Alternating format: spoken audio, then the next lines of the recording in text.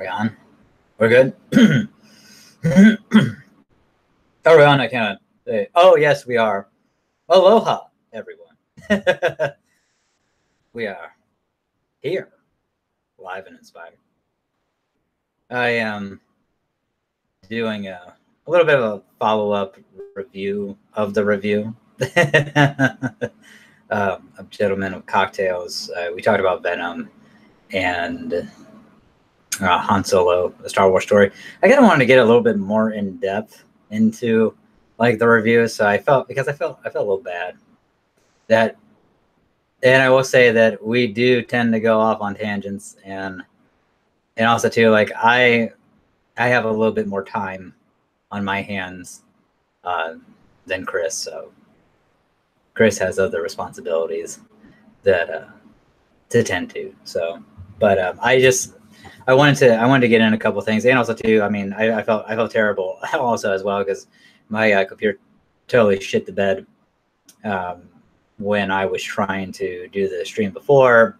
I mean, it shit the bed right before we went on, and I had to reboot, and then I was like, okay, cool, we're totally good now, and nope, it wanted to shit the bed again. So I do apologize to everyone who is watching and who watches the other videos as well in the future. But yeah, so the one of the things is that I wanted to basically go over a couple things. So we hit. So I really dug Venom. I really did. I mean, I thoroughly enjoyed it. There was like, and I'm the type of person that I like to go, I don't want to say scene by scene, but I like to go chronologically, except for I know that we kind of like went off the rails a little bit, and then we just started talking about Cletus Cassidy. And just to let you know, Carnage is actually not in the movie, okay? Like, if you haven't seen it, spoilers are ahead, so spoilers. But yeah, Cletus Cassidy is in the movie, but Carnage is not. He makes a reference to Carnage because he's like, once I get out of here, there'll be carnage and stuff like that. So, but Carnage, the actual symbiote, is not in the movie. The one that's spawned from, that's Venom's child. That's reproduced from Venom. So, but I want to get in a little bit.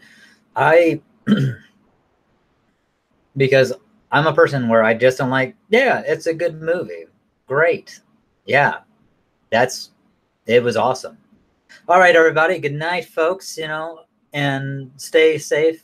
Don't do drugs, and aloha. See, I'm not that type of person. I like to get into movies and stuff, and actually like to talk about and reflect about it a little bit and try to figure out, okay, what the fuck was the headcanon or headspace of this director or actor was in when they were doing this, or what the fuck did they think? What were they thinking? Especially like with Solo, where like before Chris and I mean, we're on two, and that's what I love is like where I can love the movie, right?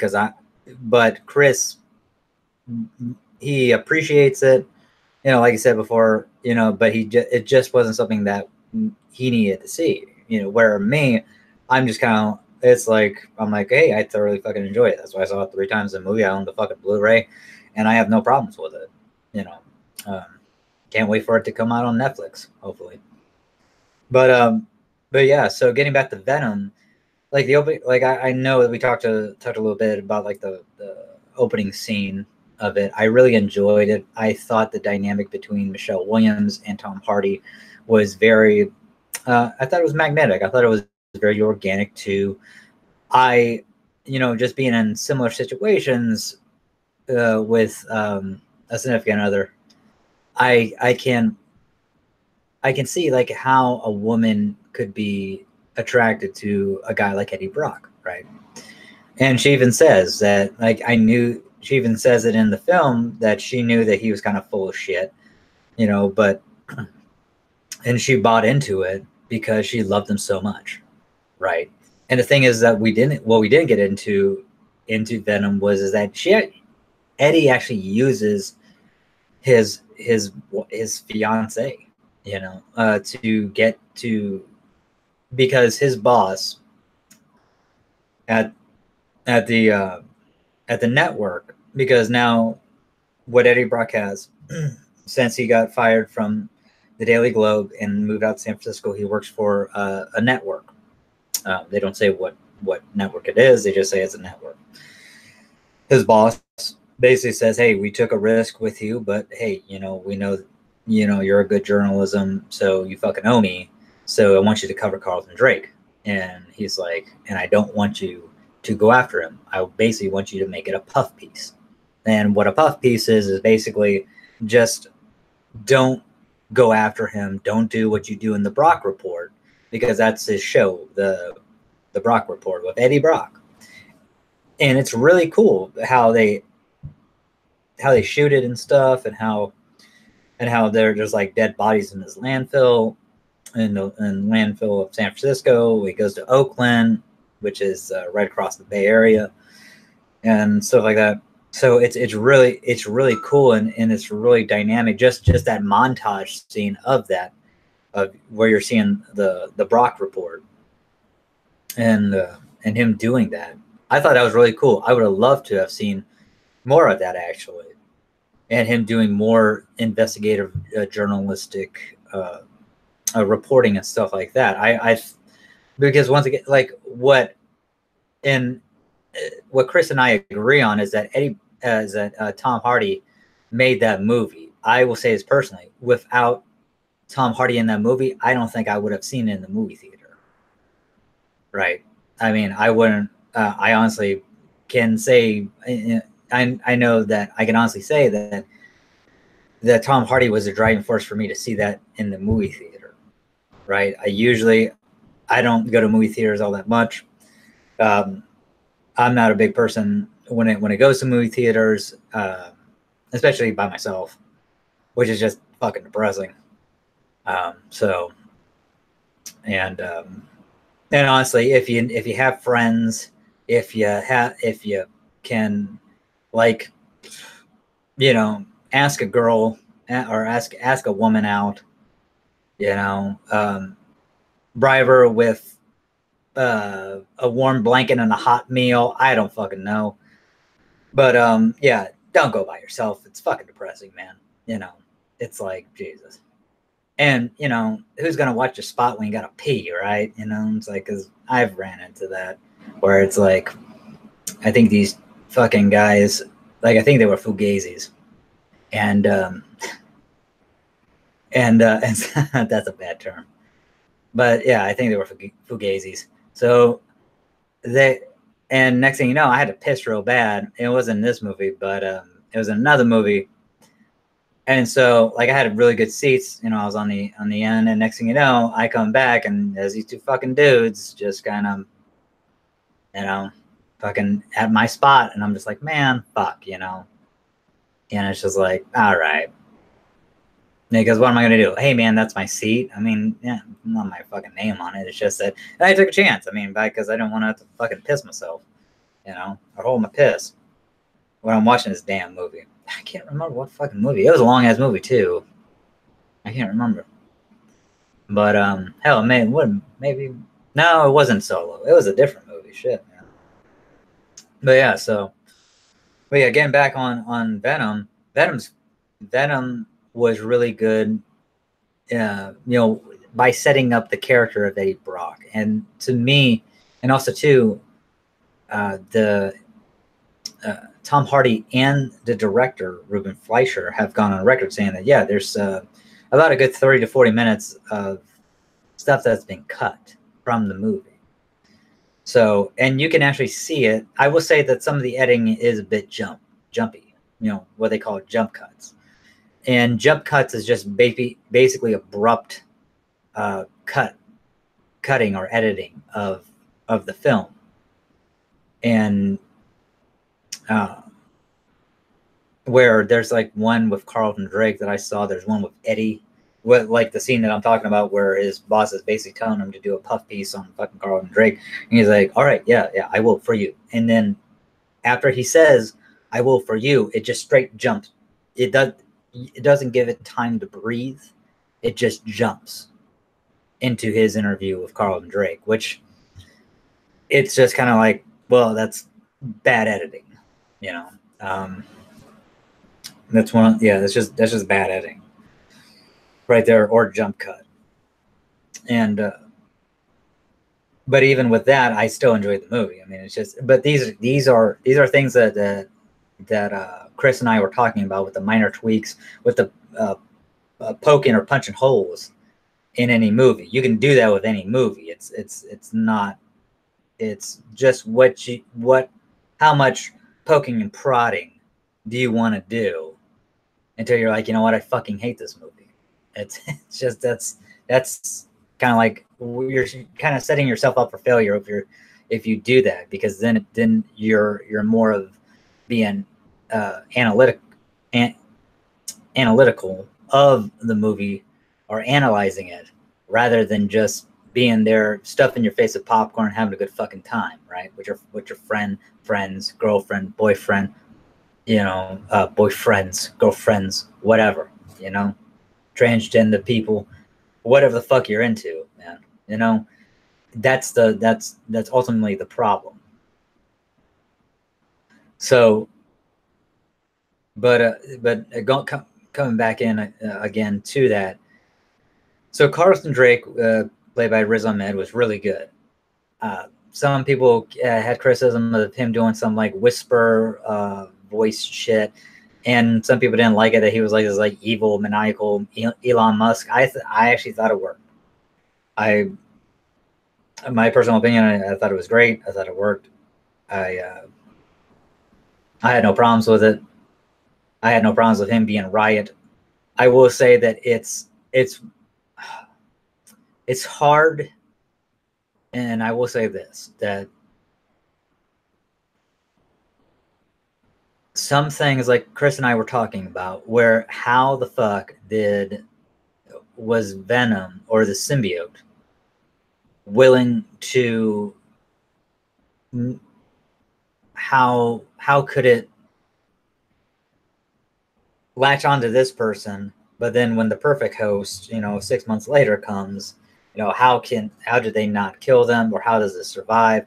Or once again, poking holes, punching holes in the laws of the movie, right? And that's where the movie asks you to come up with your own shit, whatever justification you can that you can buy, or B, we're just not going to tell you because it's just going to be exposition and no one really gives a fuck. And it's a very diverse thing to do, because number one, I'm a person, I like exposition. If exposition is done poorly or executed poorly, it fucking sucks, right? Because then you're like, Jesus Christ, these people got to explain every goddamn thing. I'm not a fucking idiot. And then some people are just like, well, why didn't they say it in the fucking movie then, if that's what it was? And some people are like the ones that need every fucking thing explained to them. You're never going to win that battle. You just have to go with, there has to be a little bit of responsibility on the viewer's part, where it's just like, if it explains it too much to the viewer, then it's lecturing them. And no one wants to be lectured to. As much as fucking, people may not understand shit, no one wants to be lectured to, right? But you got to make the shit make sense. So it's one of those things where you have to make the lecture innovative. You got to make it very positive and motivative for people to get to the next fucking scene.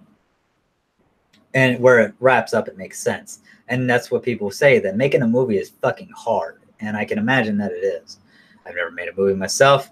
I have no fucking ambitions or sense or delusions of grandeur to make one. I probably make the most fucked up movie there is, so yeah, because I probably star me, be me, and directed by me.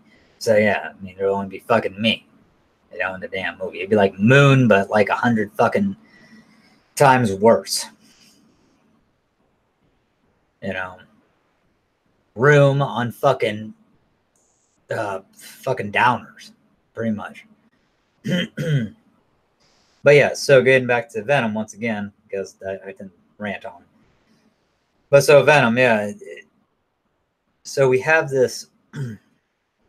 So talking about Carlton. So after talking about Carlton Drake and stuff like that, the thing that basically prompts Eddie to basically his fiance Annie Wing to or Wang again. I think it's Wing to break up with him is basically she's a district attorney.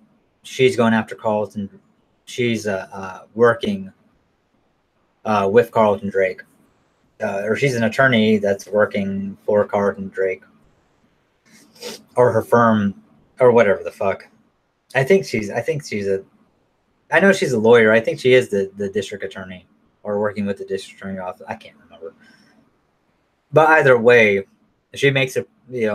Eddie and her have date night, which I thought was fucking great.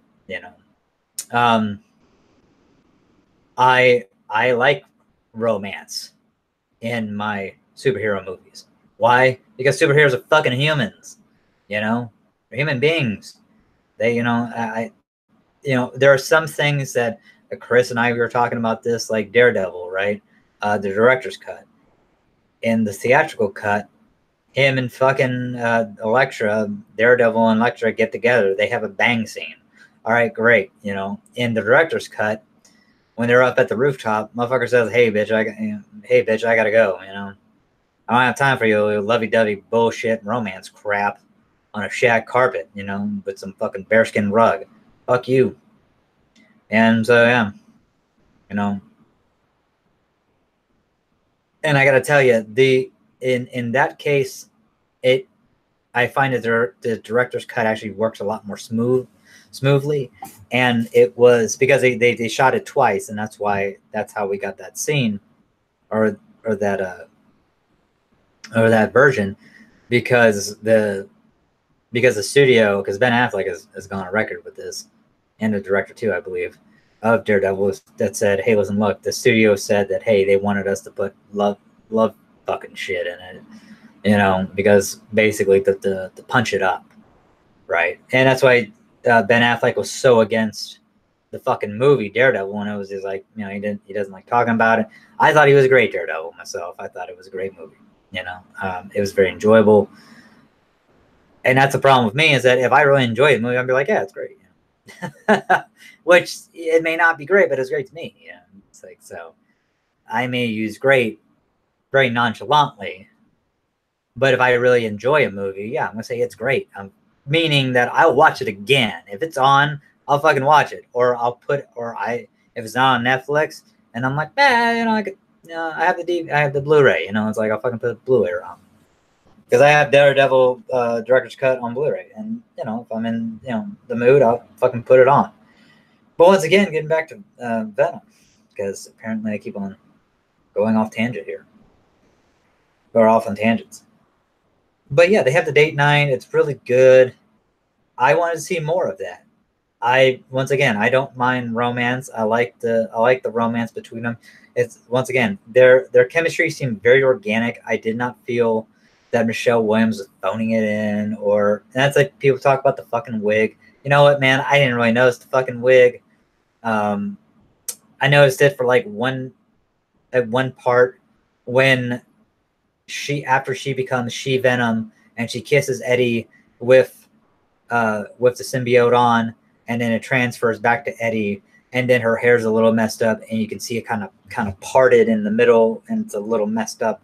But other than that, and then you see her in the next fucking scene, and it's straight again. It's like, you know what? That shit didn't bother me. Also too, Michelle Williams has blonde hair, so it's like the shit looked kind of real. I mean, you just couldn't see where the roots were. So that's where it kind of comes in, where people say the shit looked fake because it kind of came down in the front and it was parted, and it kind of and it looked like it was like really over her forehead at times. So and so yeah, so that's, but I didn't really pay attention to that shit. I was just like, Michelle Williams is a beautiful woman, man. I was like, I'm more paying attention to her and her tits than fucking, like paying attention to a fucking wig, It's like, come on, man. What the fuck? So yeah.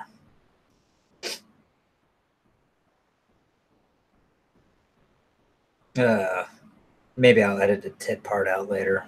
Nah, I'm fucking with you. I'm gonna keep it in. Shit. Hell, man, Michelle Williams got some great tits, man.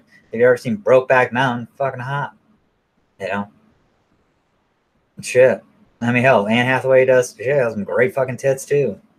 Shit, all naturals. Fuck, man. See, I remember Michelle Williams from the Dawson, man. Dawson's Creek and shit. You know? That's how I knew fucking Michelle Williams. And she's a great actress, man. She played fucking Marilyn Monroe in 2 Weeks of Maryland. Manchester by the Sea, man. You know, where my peeps are from, man. New England and shit. You know? I mean, fuck, dude. You know, she was great in that. You know, she had the fucking, had the New England accent down and shit. You know? So, yeah. I thought she did hella good, man. You know, great actress. You know, and she did a fucking great job in Venom. So, you know, people talk about the fucking, I mean, when people talk about the wig, it's just once again, it's just poking holes, man. It's just poking holes. It's like, listen, why didn't she just go with her fucking natural, like, short, fucking spiky kind of hair? Fucking, I mean, it's not an LBC, a little boy's cut, you know, but you know, I mean, she looks hot with short hair. Fuck, man. You know, I'd fuck her, you know. You know, shit. Fuck her with the short hair, fuck her with the wig on. I don't give a fuck. She's hot. I mean, so yeah. But yeah, love it, Devitt scenes in fucking comic book movies. It's great because you show that the character is human, that the character is vulnerable with this person, and their chemistry was awesome. And that's what I want to say about that. And also too, especially when she gets fired, you know, she gives Eddie the riot act and then gives the motherfucker back his fucking engagement ring, which is good for her. I mean, you know, some people said that, you know, there was times where she patted herself on the back and shit, you know, and there was like one scene where I didn't really think she was patting herself on the back. I think, you know, she was just kind of like, you know, yeah. I mean, I guess technically she was, but I mean, to me, it was just kind of like, when people pat themselves on the back, man, it's a reinforcement of a behavior.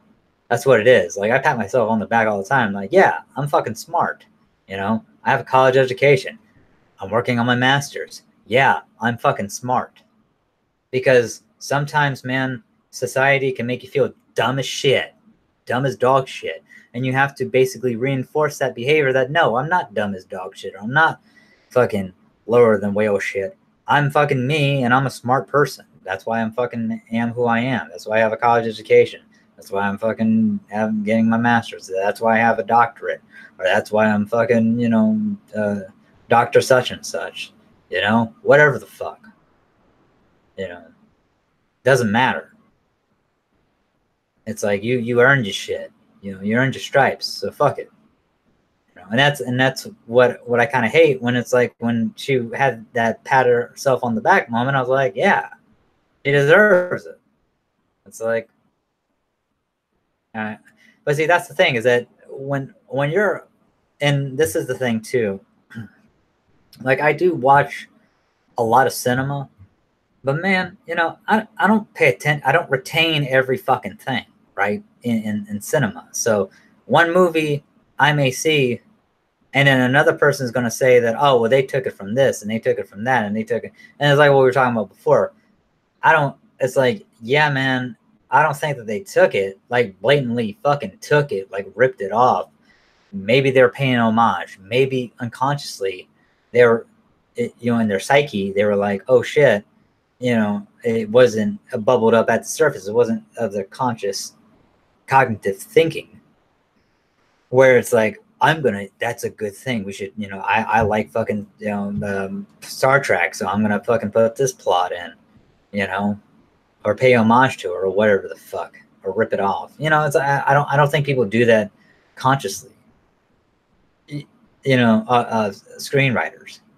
Some may do, some, but I mean, I think that they have enough integrity to where it's like, to where you're more inspired than anything. And I have nothing wrong with being inspired by things. I just think that people who just say that they blatantly ripped off. I mean, fuck, man. I mean, you know, you want to talk about the symbiotes. I mean, goddamn Invasion of the fucking Body Snatchers, you know. But I don't think that they were ripping off Invasion of the fucking Body Snatchers, right? It's like Chris and I were talking about when Eddie Brock. There's one fight scene where he's fighting a SWAT team because he goes back to his building to give his boss proof of, and this is 6 months after he's been fired and shit. His former boss proof of what Carlton Drake was doing was bad juju and shit, and he got fired for all the wrong reasons. And so, you know, a SWAT team comes and you know, after he leaves, and you know, they put smoke grenades and shit. So basically, you just see this monstrous figure, which is Venom, fucking take out all these dudes in shadow and smoke, and it's fucking cool, man. It kind of reminds me of it's like what we were talking about before, like Alien, right? You know, the first Alien or Aliens, James Cameron, which is really cool. You know, it's like it had that science fiction horror flavor to it. There were times where it felt more comedy at times than horror, because I could tell that the tone was a little bit off, because it was sometimes, man, it felt like horror. Sometimes it felt like real jokiness, like comedy, and it was just kind of like the tone I don't think was consistent. And I know that, you know, you could say, well, it's more of a dark comedy, and I'm like, well, yeah, I mean, but it just felt kind of juncated, you know, into this, where it was just like, I will say that one disappointment, because, and this is me, this is totally on me, because I've been reading the Donny Cates run of Venom, the new one that's come out, and it's really fucking good. If you have not gotten on that, you need to get on that shit. Get the first volume, issue 1 through 6 Rex is coming out in December, and it's really fucking good. Issue 7 came out last week, fucking awesome. But it has more of that horror vibe to it, and which I like. And Venom had that horror element at times, but it wasn't really horror-esque throughout. It didn't have dark, grim music at certain points. You know, unless it had dark, grim music, but only at certain points. It was just one of those things where the stuff with Tom Hardy was fucking phenomenal. I mean, I can't say enough about the dude. I had no problem with Tom Hardy. Didn't have a problem with his accent. I thought the dude was spot on. Michelle Williams, I had no problem with. Riz Ahmed, Carlton Drake, I had no problems with. I didn't really like Treese, that actor.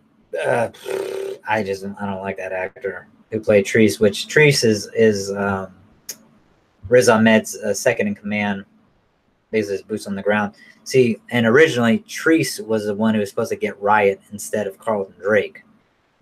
But, you know, they had to have fucking, but they scrapped that and had fucking Carlton Drake become Riot. I don't know fucking why. It's just, honestly, I didn't give a shit who became fucking Riot. I thought either way it was fucking cool.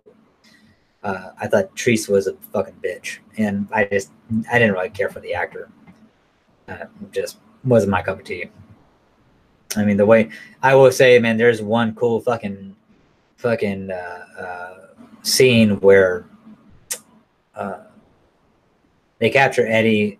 The symbiote is. They go to the hospital. They get the symbiote off Eddie. It goes through the ventilation, goes into like this fucking little dog Gemini, which is a Chihuahua, and then it latches on to Anne Wing, and then but he's locked up in Carlton Drake's laboratory and shit, where they're experimenting with the symbiotes on the homeless people. And so he's locked up and shit, and Treese comes up to him and fucking says some bullshit to him, and he just fucking clocks him with a fucking because he's all fucking locked up and shit. You know, he can't move his arms or his legs, but he clocks him with a fucking headbutt. You know, just bam, and fucking fucks up the bridge of his nose. And he's blood pouring out and shit. It's just so fucking good. Like, because the dude got right up in his fucking face, and he was like, you know what, bam. Oh, I was like, that was so fucking dope as shit. And I love that. I loved it. I was like, yeah, you tell that motherfucker what's up, Eddie. Shit. Brock, fucking taking that motherfucker out. And fucking, and then Carlton says, "Hey, clean up your mess, you know, trees." And then that's when you find out that fucking Eddie finds out that Carlton Drake has Riot and shit, and just Eddie's Tom Hardy, Eddie Brock's dialogue through the whole fucking thing is just really good. And that's one of those. That's a strong point of the movie. Just that, and also too, I liked how I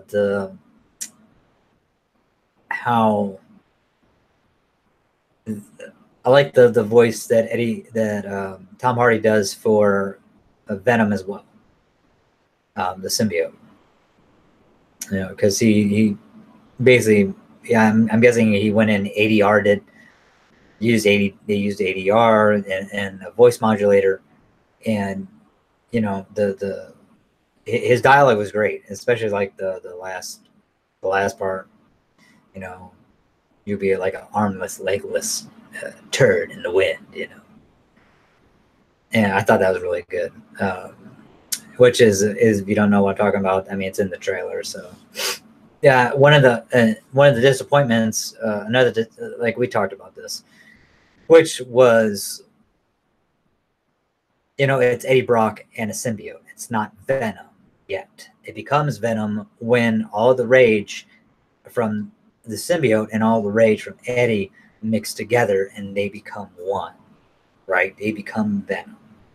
It's not Venom until Eddie Brock and the symbiote merge together with all their fucking big ass hard on of rage. That's what becomes Venom. So that's my real only disappointment of the movie, where it's like, man, I just wish, because you see it in the trailer where he says we are Venom, and then Venom saying that, you know, you're a loser. My name's Venom. Blah blah blah blah. Yada yada yada. It's like, I'm Venom. It's like, you know, and that's just to me. It's like, that's where they fucked up. But I mean, it's cool. I mean, I can love. I mean, it's like it just to me. It's not. It's like staying. I would like them to have stayed more true to the comic book element of that. But everything else, man, I can't really say too much more on it other than I love the supporting cast. The supporting cast is great. The lady who played the homeless person that we were talking about before, I believe her name was Michelle, or Melissa or some shit like that. I can't remember. I think it started with an M. But yeah, she was great. The lady at the Quickie Mart that Eddie goes to during the movie, that's awesome too. Mrs. Chen, yeah, Mrs. Chen. She's great, and I think she's a phenomenal actress. Who else? Oh, the guy who plays Dan Lewis, Scott Reed. He's actually really good in the movie. I know he's from Veep or Vep. Yeah, Veep, I think it is. But with Juliette Louise-Dreyfus, and I had never seen the show, but he's actually a really good actor. I thought he did great as Dr. Dan Lewis, and the Annie Wing's boyfriend in the movie after Eddie. And yeah, so I mean, I like the way he played the character. I mean, even though, and like there's a phenomenal scene where, and there's another thing too about the little disappointing factor. Like after Eddie gets the fucking symbiote, it's like almost until like the end, till like the last 5 minutes, this motherfucker is like profusely like sweating. You know, every time he has the symbiote on or inside of him, he's constantly sweating. I mean, it's like, my God, you see sweat stains and shit. And it's like, Jesus Christ, man. I mean, there's one grody ass motherfucker, dude. It's like, take a fucking shower or something. Fuck me. And so, yeah, but that's like, I like the thing that where, you know, that Eddie needs the symbiote and the symbiote needs Eddie because the symbiote is actually killing him. So You know, like at this point, at this stage in the game, if he breaks contact with the symbiote for too long, he'll probably fucking die. Because it's a parasite. And but the more and more that it bonds with him together, the more and more that I believe that they'll achieve a symbiosis more and more, right? Because having that long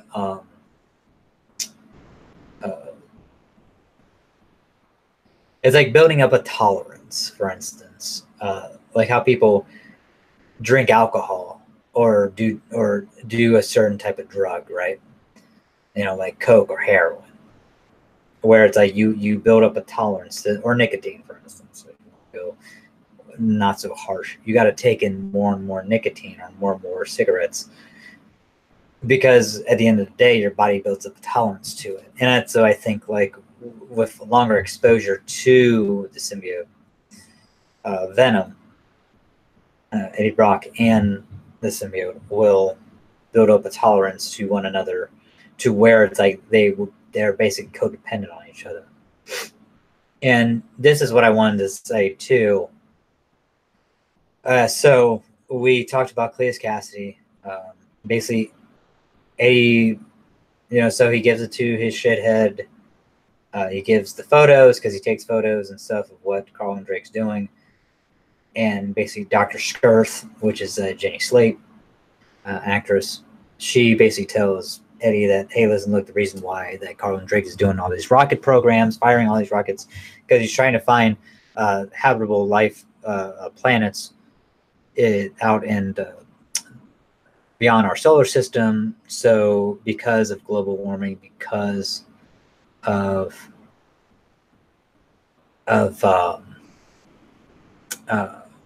overpopulation of the Earth. So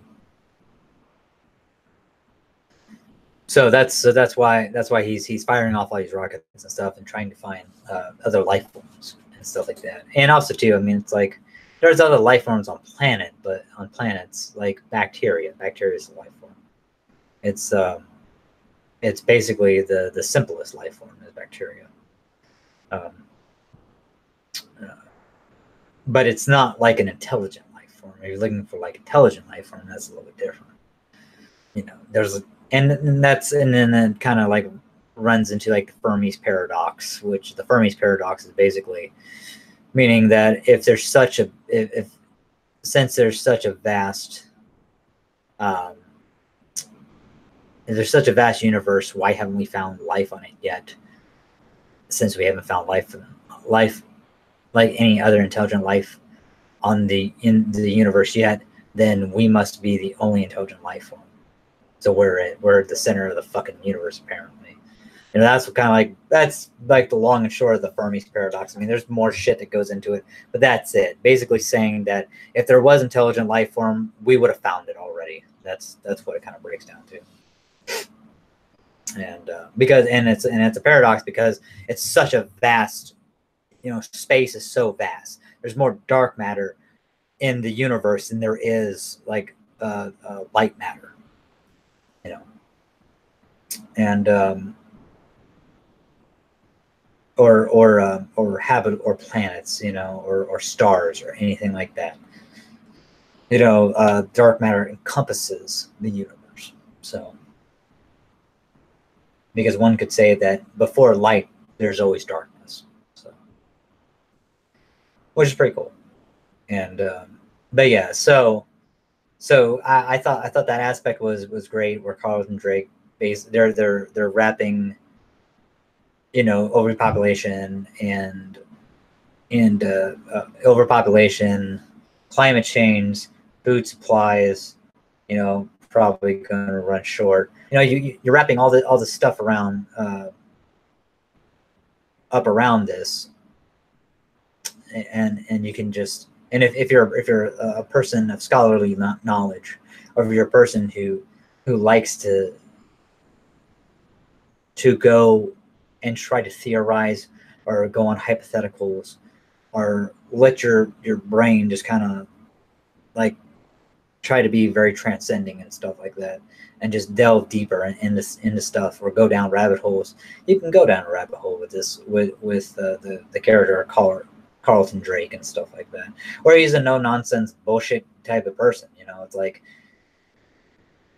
where Tony Stark is just kind of like this, you know, fucking playboy, flamboyant, fucking, you know, carefree, blah blah blah, yada yada yada yada, you know, fucking alcoholic.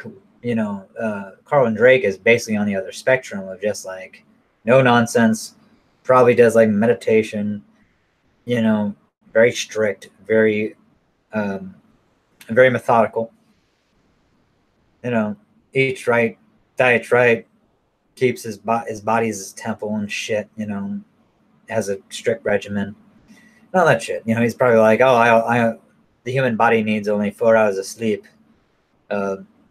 minimum. I require only 2, you know, type shit. I have maximized my efforts to only require 2 hours of sleep, you know, type bullshit, right? You know. But so yeah, that's what I think but he does have like that, like what Chris was talking about before, that mad scientist type element to him, where he is like, let's move on to human trials. It's like, you know, oh Jesus, you know, and I do think he does. Yeah, it does get a little. With that, I think it gets a little bit too fucking campy in some areas where I'm just like, oh God, come on, man. You fucking roll your eyes and just like, Jesus Christ.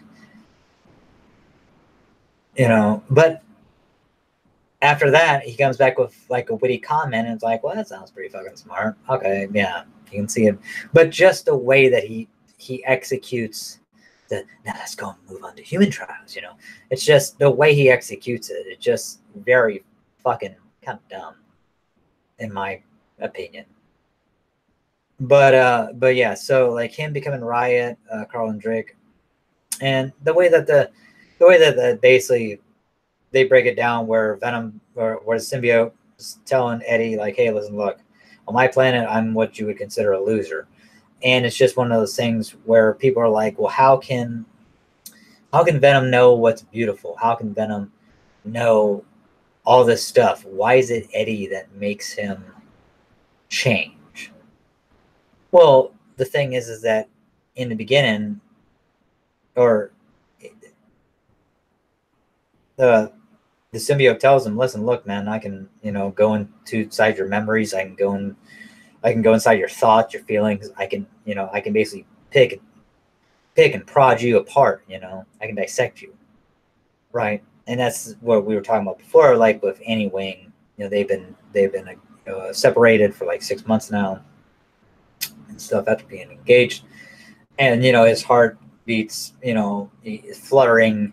He's fucking, you know, palpitating, heartbeat, and you know, he's getting all nervous and shit, sweating and stuff, because of, you know, Annie and stuff like that. So basically he still has feelings for her, right? You know, it's like what they call the butterflies. And so, and Venom notices it, you know, or the symbiote. And so he's like, hey, you know, you don't get any right to say about this shit. You know, Annie's off limits. And basically he's like, why? You know, it's like, she makes you happy. That's great. You know, and some people are like, well, how does he compromise? It's like, because he was in, you know, before Eddie, he was in the other woman, Michelle, and the symbiote was probably in maybe other people too, you know, to survive. So, you know, picking up a little here, a little there, you know, it's a sentient being, right? That's the thing. And, you know, how does it pick up on the English language? Well, fuck, man. Once again, it can go into your thoughts. You know, it can probably, I mean, it's intelligent.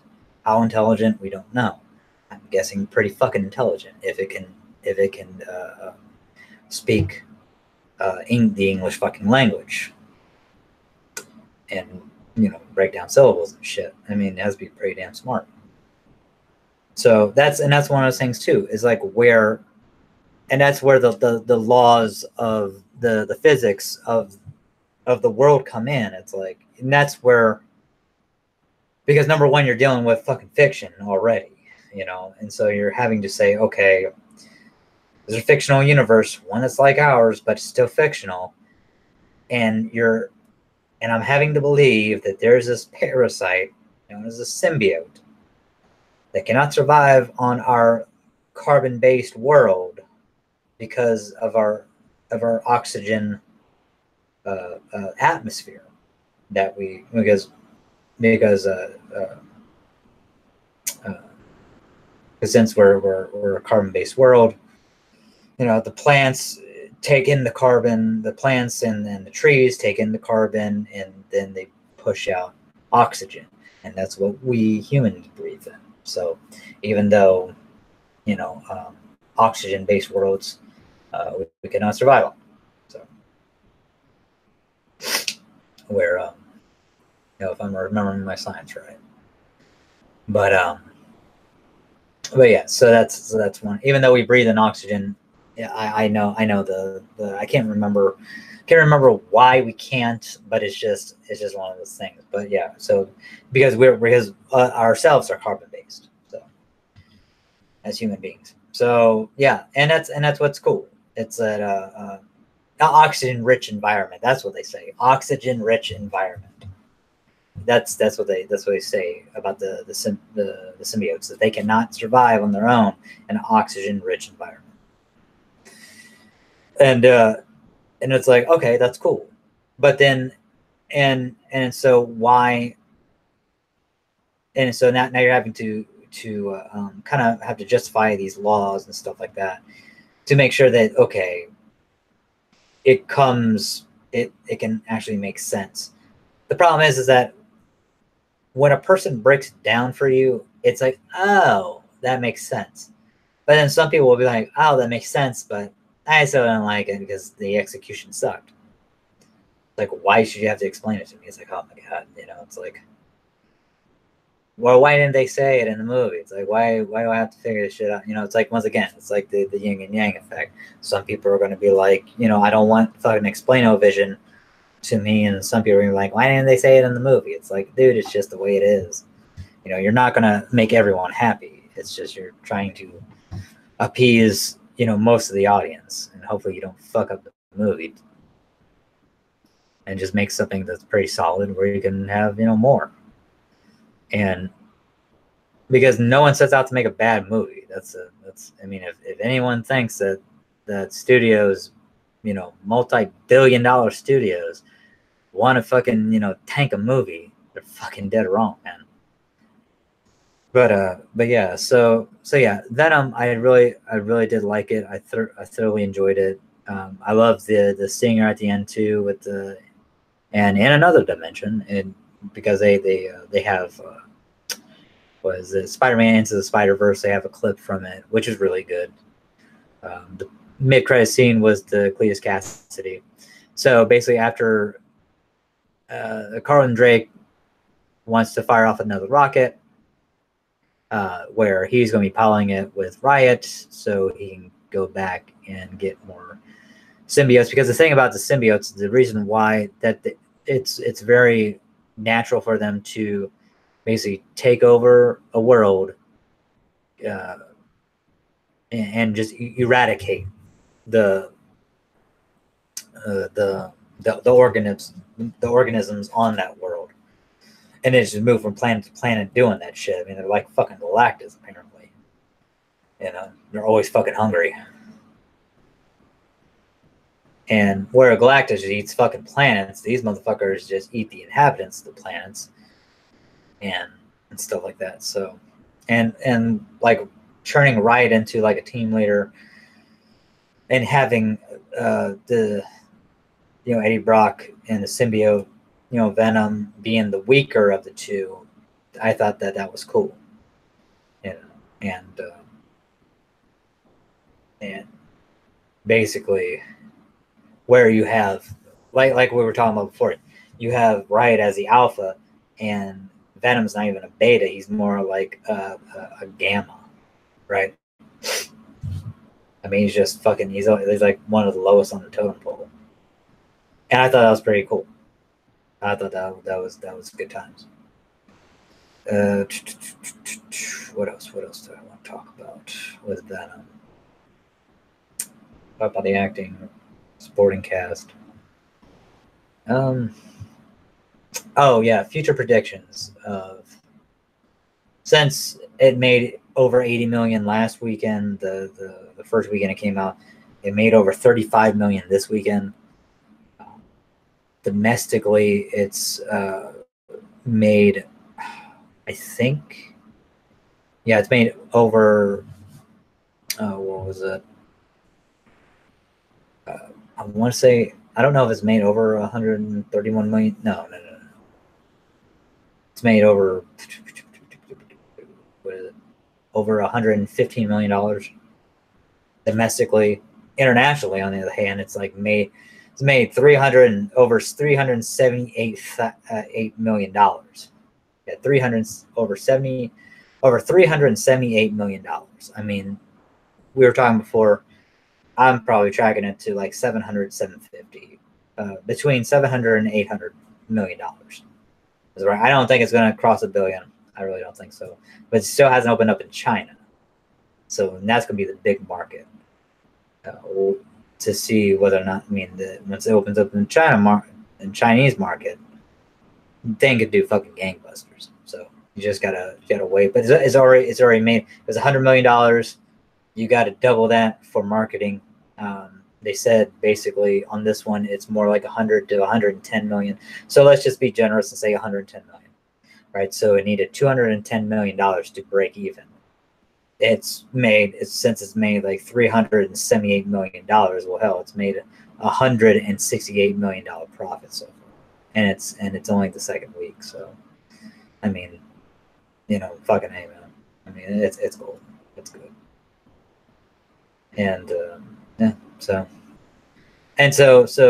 going further, I can see Avengers basically saying that, hey, we have Avengers over in New York, one coast. We need to have Avengers coast to coast. So we have Avengers over here on the east. Now we have Avengers Tower on the west. We have the West Coast Avengers.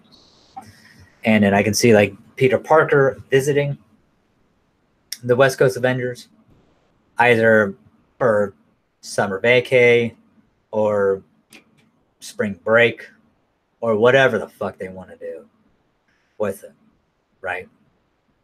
Tony Stark sent him on a little fucking, rendezvous and some shit, check out the new place. And the next thing you know, Eddie Brock fucking sees, fucking Peter Parker. That's the kid who ruined me, however the fuck they want to do it. However however they want to play it, I don't give a fuck, And the next thing you know, excuse me, the symbiote senses great power in them, right? Senses a spider power. I hope that they have Tom Holland. I don't want to see this other guy. I don't want them to cast another Spider-Man. Have fucking Tom Holland, fucking,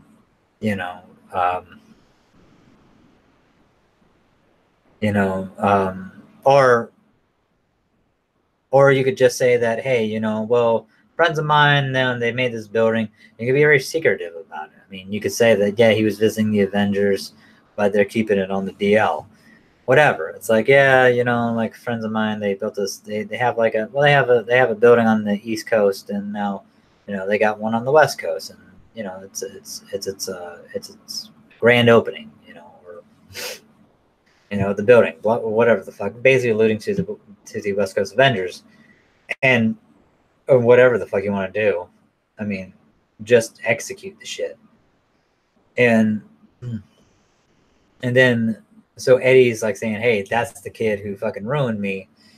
And then so Venom's like, let's go mess him up, let's eat his brains, or whatever the fuck, right? So they get close to him. Venom actually, like the symbiote, goes gaga ape shit because he's like, basically smelling or senses the kid's not fucking, like Eddie, basically more superior than Eddie.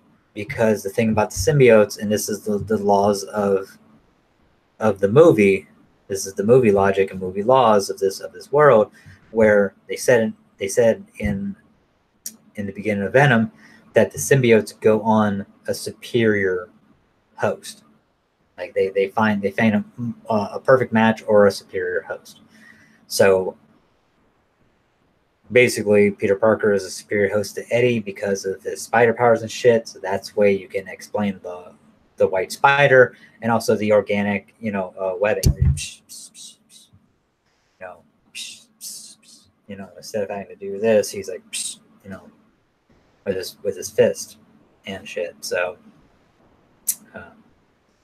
but yeah, so I thought that so you say that, and then next thing you know,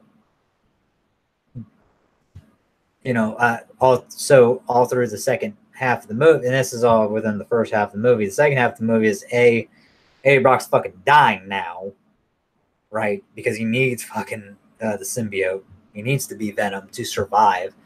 And B, he's enraged because number one, fucking Parker was the one who fucked him over on the East Coast. He ran all the way to another fucking coast, and now Parker's fucking him again, whether maliciously, accidentally, or fucking just guilty by association. He's fucking him. Still, can't get away from this fucking kid. And he blames Peter Parker. Then fucking Peter Parker, you can have the chapel scene where he goes in, fucking rings the fucking church bell and shit, and then so he basically rejects the symbiote, and the symbiote's enraged by that rejection. And he's like, this motherfucker here, I could have given you the world. And so he's enraged. He goes back with fucking Eddie. Eddie's like, and guy's ready to fucking collapse. And next thing you know, he's like, come on, Eddie, we have work to do, And so basically, he goes back with Eddie. Eddie feels the rage and anger of him, of Venom, of the symbiote. Symbiote feels the rage and anger of Eddie, and all the terrible shit that's fucking that. And then he unlocks fucking memories of Eddie that come boiling to the surface again, and shit. And then so all that big ass fucking rage just comes together. That big ass rage monster comes together, and they become Venom proper. Where this is like prototype Venom before, now you have Venom proper. That's just filled with rage, hate, anger, and all that shit, right? Towards Spider-Man. But basically at the end of the movie, and then but then you see close to the end of the movie, Eddie Brock going back, and and I would say that at the beginning and at the end of the movie, you should have Cletus Cassidy, right? The way, and that's how I would bookend it. I would, at the beginning, we see Eddie, writing notes. It's like, hey, what the past 2 years have been, it's gonna be one hell of a story, because basically you can say that he's doing an expose on him, that he's doing a deep, since that he's been doing follow-up after follow-up, and basically this is just like a series of interviews and stuff like that, and this is just years in the making, right? He did one story about him, but you know what? Like Cletus Cassidy was like, come back in a time and talk with me, Eddie. And also too, I didn't realize that Cletus was the one who invited Eddie to call for him by name, wanted him to do, to hear his story and tell his story. So, you could always say that, and then you bookend it, right? With, Cletus being like, Eddie, you're looking kind of peaked. Anything matter? It's like, oh yeah, I just haven't been feeling good. It's been a tough week. It's like, don't you go dying on me now? It's like saying some crazy shit. It's like, no, I'm getting pretty. I think I'm gonna be around here for a while. It's like, or says some shit like that. And next thing you know, he's like, well, Cletus, I'm gonna miss our time together. I think this is gonna be our last. The last time I'll probably see you in a while. You know, I'll make sure that the guards give you the first copy of the expose that I'm doing on you, and before it goes out to print. And and next thing you know, it's like, he gets close to the cell or something, and he's ready to extend his hand, but he's like, oh yeah, yeah. And he just puts up his hand and stuff, and then next thing you know, as he's like turning, you can see like a drop of of the symbiote go onto the cell, Cletus' cell, and the next thing you know, he's just kind of like, there's another side, and the next thing you know, it kind of, you can either end it there, or you can just, like have it like move towards Cletus. Next thing, and then you just go to black credits. Sets up for the next movie. Now they're locked in. Now they have to do a fucking third one, because now it's a trilogy. And whether or not you have fucking Peter Parker show up, or Spider-Man show up, because Venom basically tries to take on Cletus by himself, gets his ass whipped, and he's like, man, I got caught. This is the last thing I want to fucking do, because I just want to fucking I want to eat this kid's fucking head off and shit down his brains or whatever, So he has to, call in the cavalry with Spider-Man, because Carnage is going fucking nuts, So, yeah, and then you have them work together and basically say, hey, listen, look, you stay on your coast, I'm fucking on my coast. You're on the east, I'm on the west. So far, so long we got that fucking clear. It's a truce. I won't go after you. You don't go after me. This is my city. I'm the hero, not you, motherfucker. You got your own shit back in New York. And yeah, and that's how I would play it. So yeah. So yeah, and then and like with shit, what's it? It's like with Han Solo, right? So with Han Solo, the things I wanted to get into about Han Solo is that I actually, like, the reasons why I liked Han Solo so much was because of things where in the beginning, where I know that we kind of glossed over them and stuff. And once again, I'm not a person that, I probably took like 45 minutes to talk about Venom, but that's just who I am. That's how I am. I don't, because I like to go in depth into the stuff. So, but with Han Solo, on the other hand, like, I love the beginning, and I love how instead of having like a slow crawl, they actually have like the text where it tells you that there's 5 syndicates. There's a which I believe, like, Black Sun, Crimson Dawn. I can't remember the other fucking 3 to save my life. But and Black Sun is Prince Shizor from Shadows of the Empire, if you know that book. Or video game for the N64, which I've played numerous fucking times, and I had a bitch of a time trying to beat the first part on Hoth, because I didn't know what the fuck to do.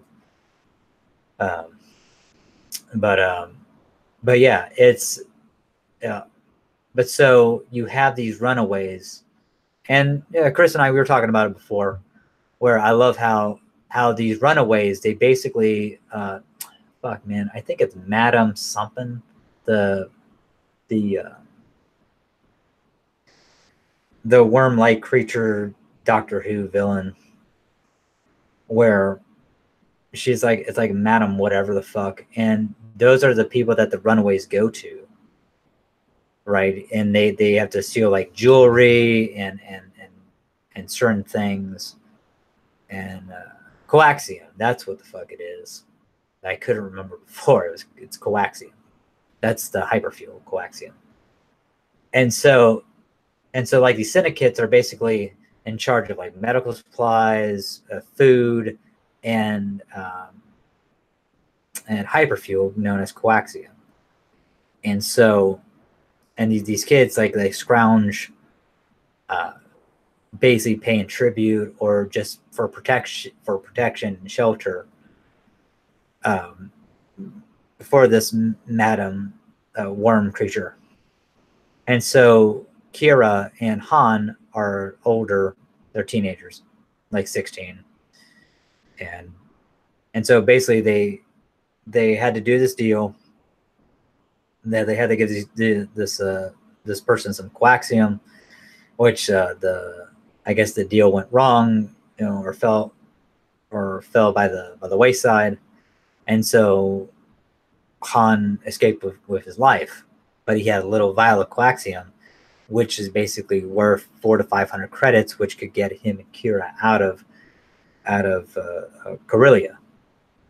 And so that's what. So basically, he boosted a fast speeder, and so shenanigans ensue where Han is taken to the madam. He basically tells her, "Hey, listen, look, this is what happened. They tried to fucking wrong you, but hey, we know better now, you know." and she's like, "Well, that's not real ensuring, you know. So you didn't bring me anything of value." It's like, "Hey, I value my life. That's something, you know." It's like, and we know now not to trust them, you know. So basically, and then that's where the shenanigans ensue of like the fake thermal detonator that he uses makes it clicking sound with his fucking mouth. And that's what we were kind of talking, Chris and I were talking about before, about the detonator thing, which I thought was cool, but in retrospect, looking at it, it's like, oh shit, that totally fucking fucks up Leia's shit when she goes to rescue Han, when she pretends to be the bounty hunter Bosch. Yeah, Bosch. Or Bosch, or however the fuck you pronounce it.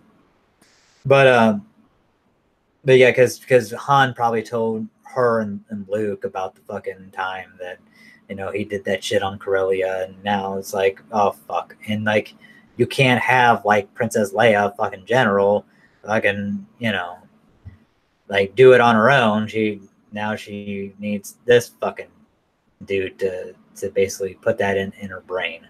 Which is like, yeah, Han fucked up because he's an idiot. I'm gonna do it right now because I'm fucking smart. You know, it's one of those. But still, it kind of fucks up the whole thing of her doing it on her own, because she's smart enough to make up the plan on her own. So it's just it kind of retcons it without kind of retconning it. I mean, it's like what we were talking about before. People can make a strong argument for like, well, you know, technically, you know, well, in Solo, a Star Wars story, you know, they kind of retconned it a little bit, blah, blah, blah, you know, like all that dumb shit. But yeah, so the beginning I really enjoyed. It's actually set 13 years before A New Hope, and then we go 3 years afterwards to so then it becomes 10 years before A New Hope. Yeah, so 13 years before A New Hope, and then after that, because Kira and Solo try to they go to, there's a like a detention, like basically like a TSA like screening thing, and you got to go through and shit to go off world, because Corellia is I guess a really bad fucking place. And shit, they're in some type of zone. I can't remember what fucking zone they're in. But Kira says that we can finally get out of the box zone, we'll say, or the danger zone.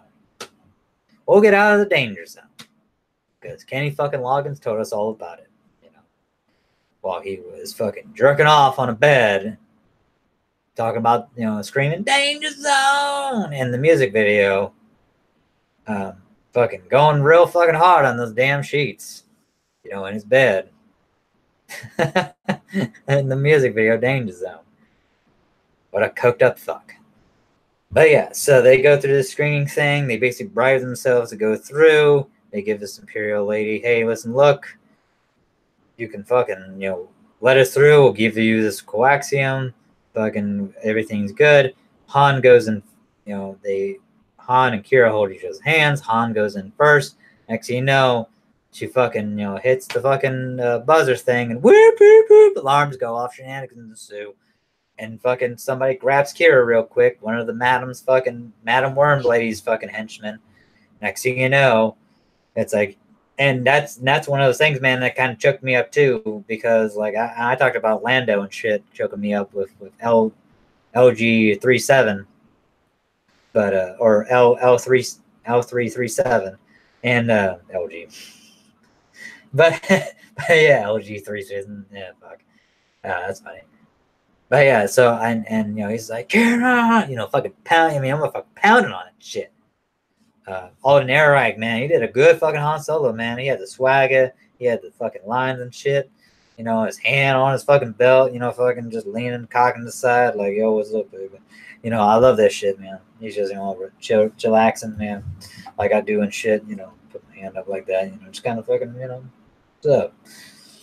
So, yeah. So, yeah, just, got that swagger, man. I mean, and he totally, I mean, his physical presence, his physical acting was just as good as and just on point as his verbal acting.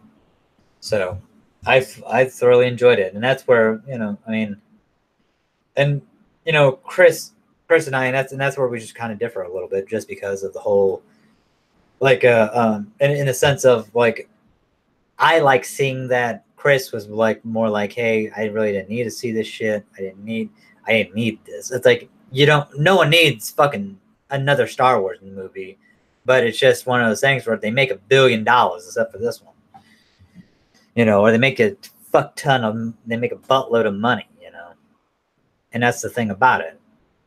But so after that, he goes up to, he kind of tries to hide himself from the Imperials and stuff, and he's just fucking chilling out in some fucking luggage area, and he's just kind of like, he's basically in shock.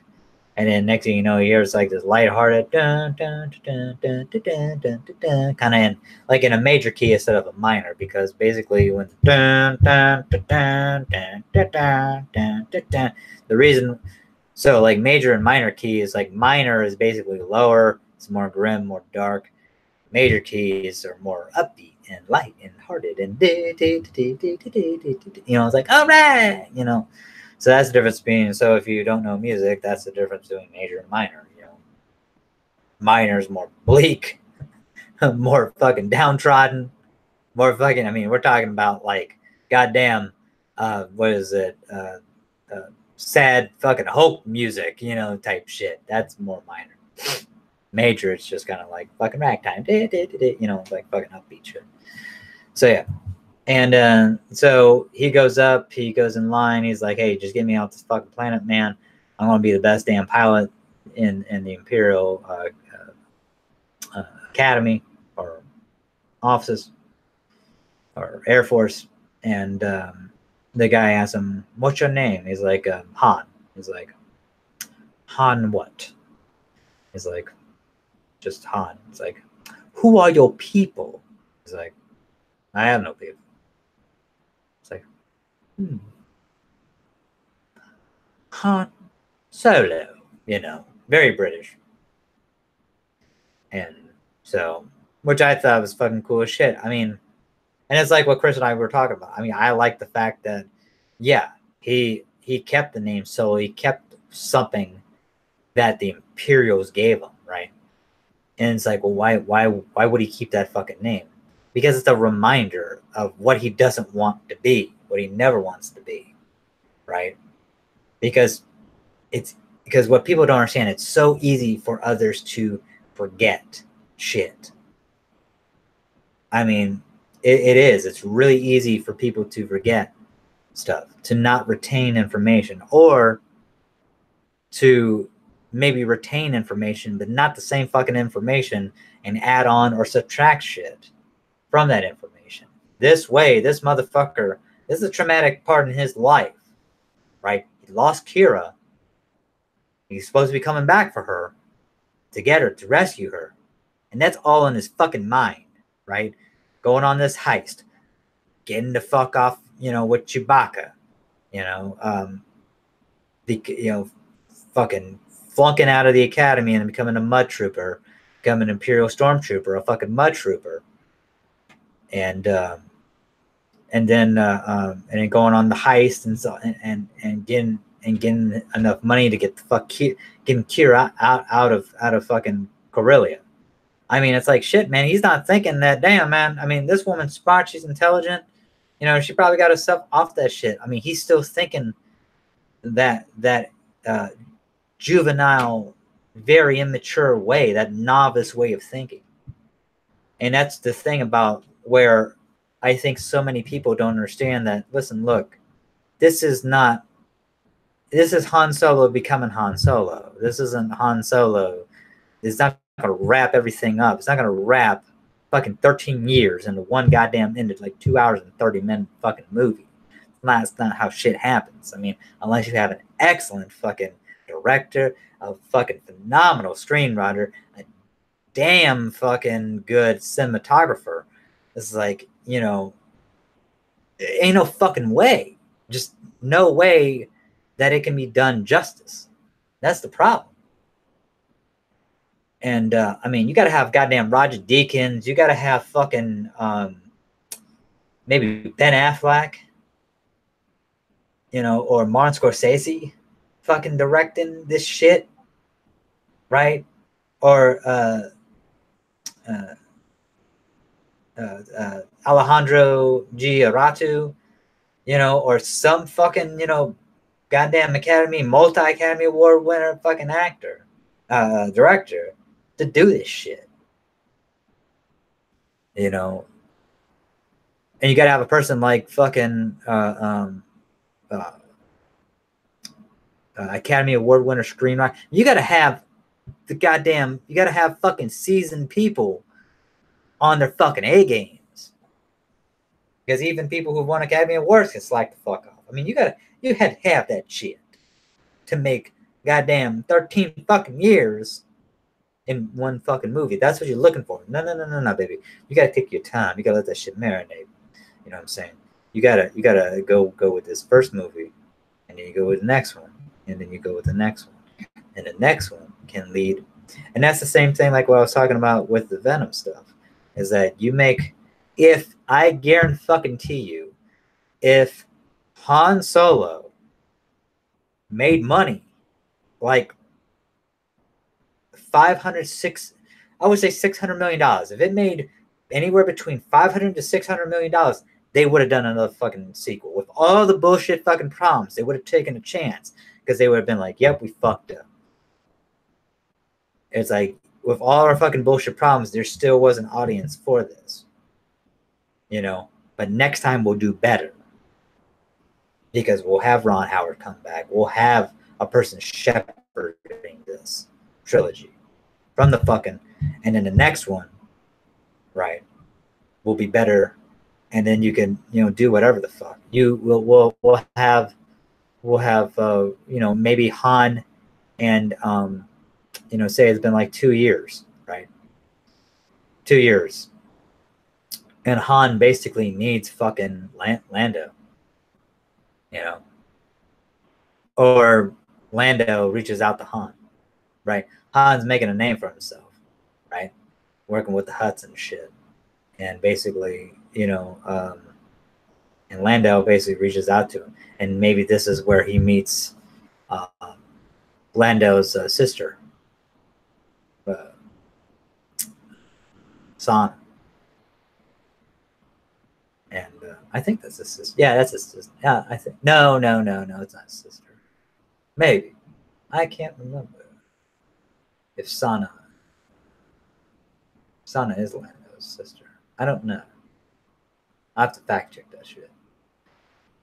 No, it's not. It's not. I keep on wanting to think it is, but maybe that's where he meets Sana, and stuff like that through Lando. Orlando, and you know, and then in the third one, right, could be set a little bit after, and it's like 2 years before New Hope, or 3 years before New Hope, right? It ends 3 years before New Hope, so you still have that time, and you see the progression, right? Where you see him, okay, he was this like really nice guy, you know, giving the coaxium to the fucking, you know, resistance fighters and shit, you know, to the because it was Crimson Dawn that came in, these fucking mercenaries, and taking their raw materials of their land, cutting out the fucking tongue of that little girl's mother or grandmother or whoever the fuck, and infant's nest's mother or grandmother, and then and taking the raw materials of the land and stuff like that. I mean, you know, it's kind of like what you know, the British colonists did in like in Africa and stuff like that, and like the people of Belgium did with the rubber in Africa too. Um, you know, ivory and shit like that. So, you know, a lot of Caucasians. You know, that whole imperialism shit.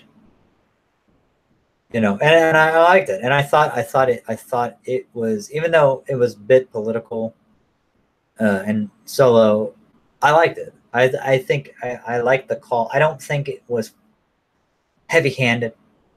I liked it, uh,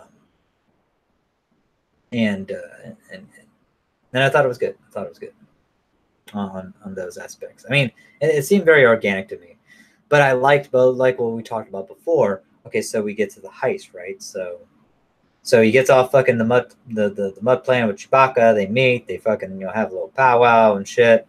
Not really. I mean, they fucking, Chewbacca is fucking so goddamn hungry and so looking so anorexic. This motherfucker ready to eat the fucking face and limbs. Fucking Han, and Han knows a bit of Wookiee and shit, and that's pretty fucking cool, right? I like that shit. And then basically he's like, "Come on, you big dumb brute, fucking hit me," and blah blah blah. You know, basically playing it up and shit. You know, and then fucking they break out. Um, he meets Tobias Beckett on the battlefield. Uh, you know, basically says, "Hey, you know, where'd you learn to fucking do all that fancy dancy shit? You know, with the twirling of the guns and shit. You know, who taught you? Fucking Johnny Ringo, you know, Doc Holliday." And and he's like, "Oh, hey, you know, you're not a fucking, you know, you're not a captain. It's like I see all those laser holes in you, you know, in your uniform. That means you're either dead or you stole that from somebody." And Blizzard, and then shenanigans ensue because he's like, "Hey, listen, look, I want off this right. You told me to take a chance, and you know, this is me taking your advice, taking a chance," and basically he kind of fucks himself because fucking Woody Harrelson's character is thinking about the shit. So, you know, he's like, "Hey, if you don't, there's fucking Lieutenant Dipshit, you know, and you know, you can talk it to him and tell him," and basically, you know, Lieutenant Dipshit kind of, he mouthed off at Lieutenant Dipshit before. He's like, you know, "Hey, we're the ones," like, because they're like, "Hey, we need to take this for the Empire." You know, it's like, "This is our turf." He's like, "What are you talking about? These are indigenous people. We're taking their fucking land." It's like, this is not the, aren't we the the fucking aggressors here? You know, which is true. You know, basically, you know, call back to, you know, real world scenarios and shit. You know, fucking, you know, the you know, Caucasians taking over American land, or fucking the Japanese going into China with the raping of Nanking, or fuck you want, you know, shit's been going on, man.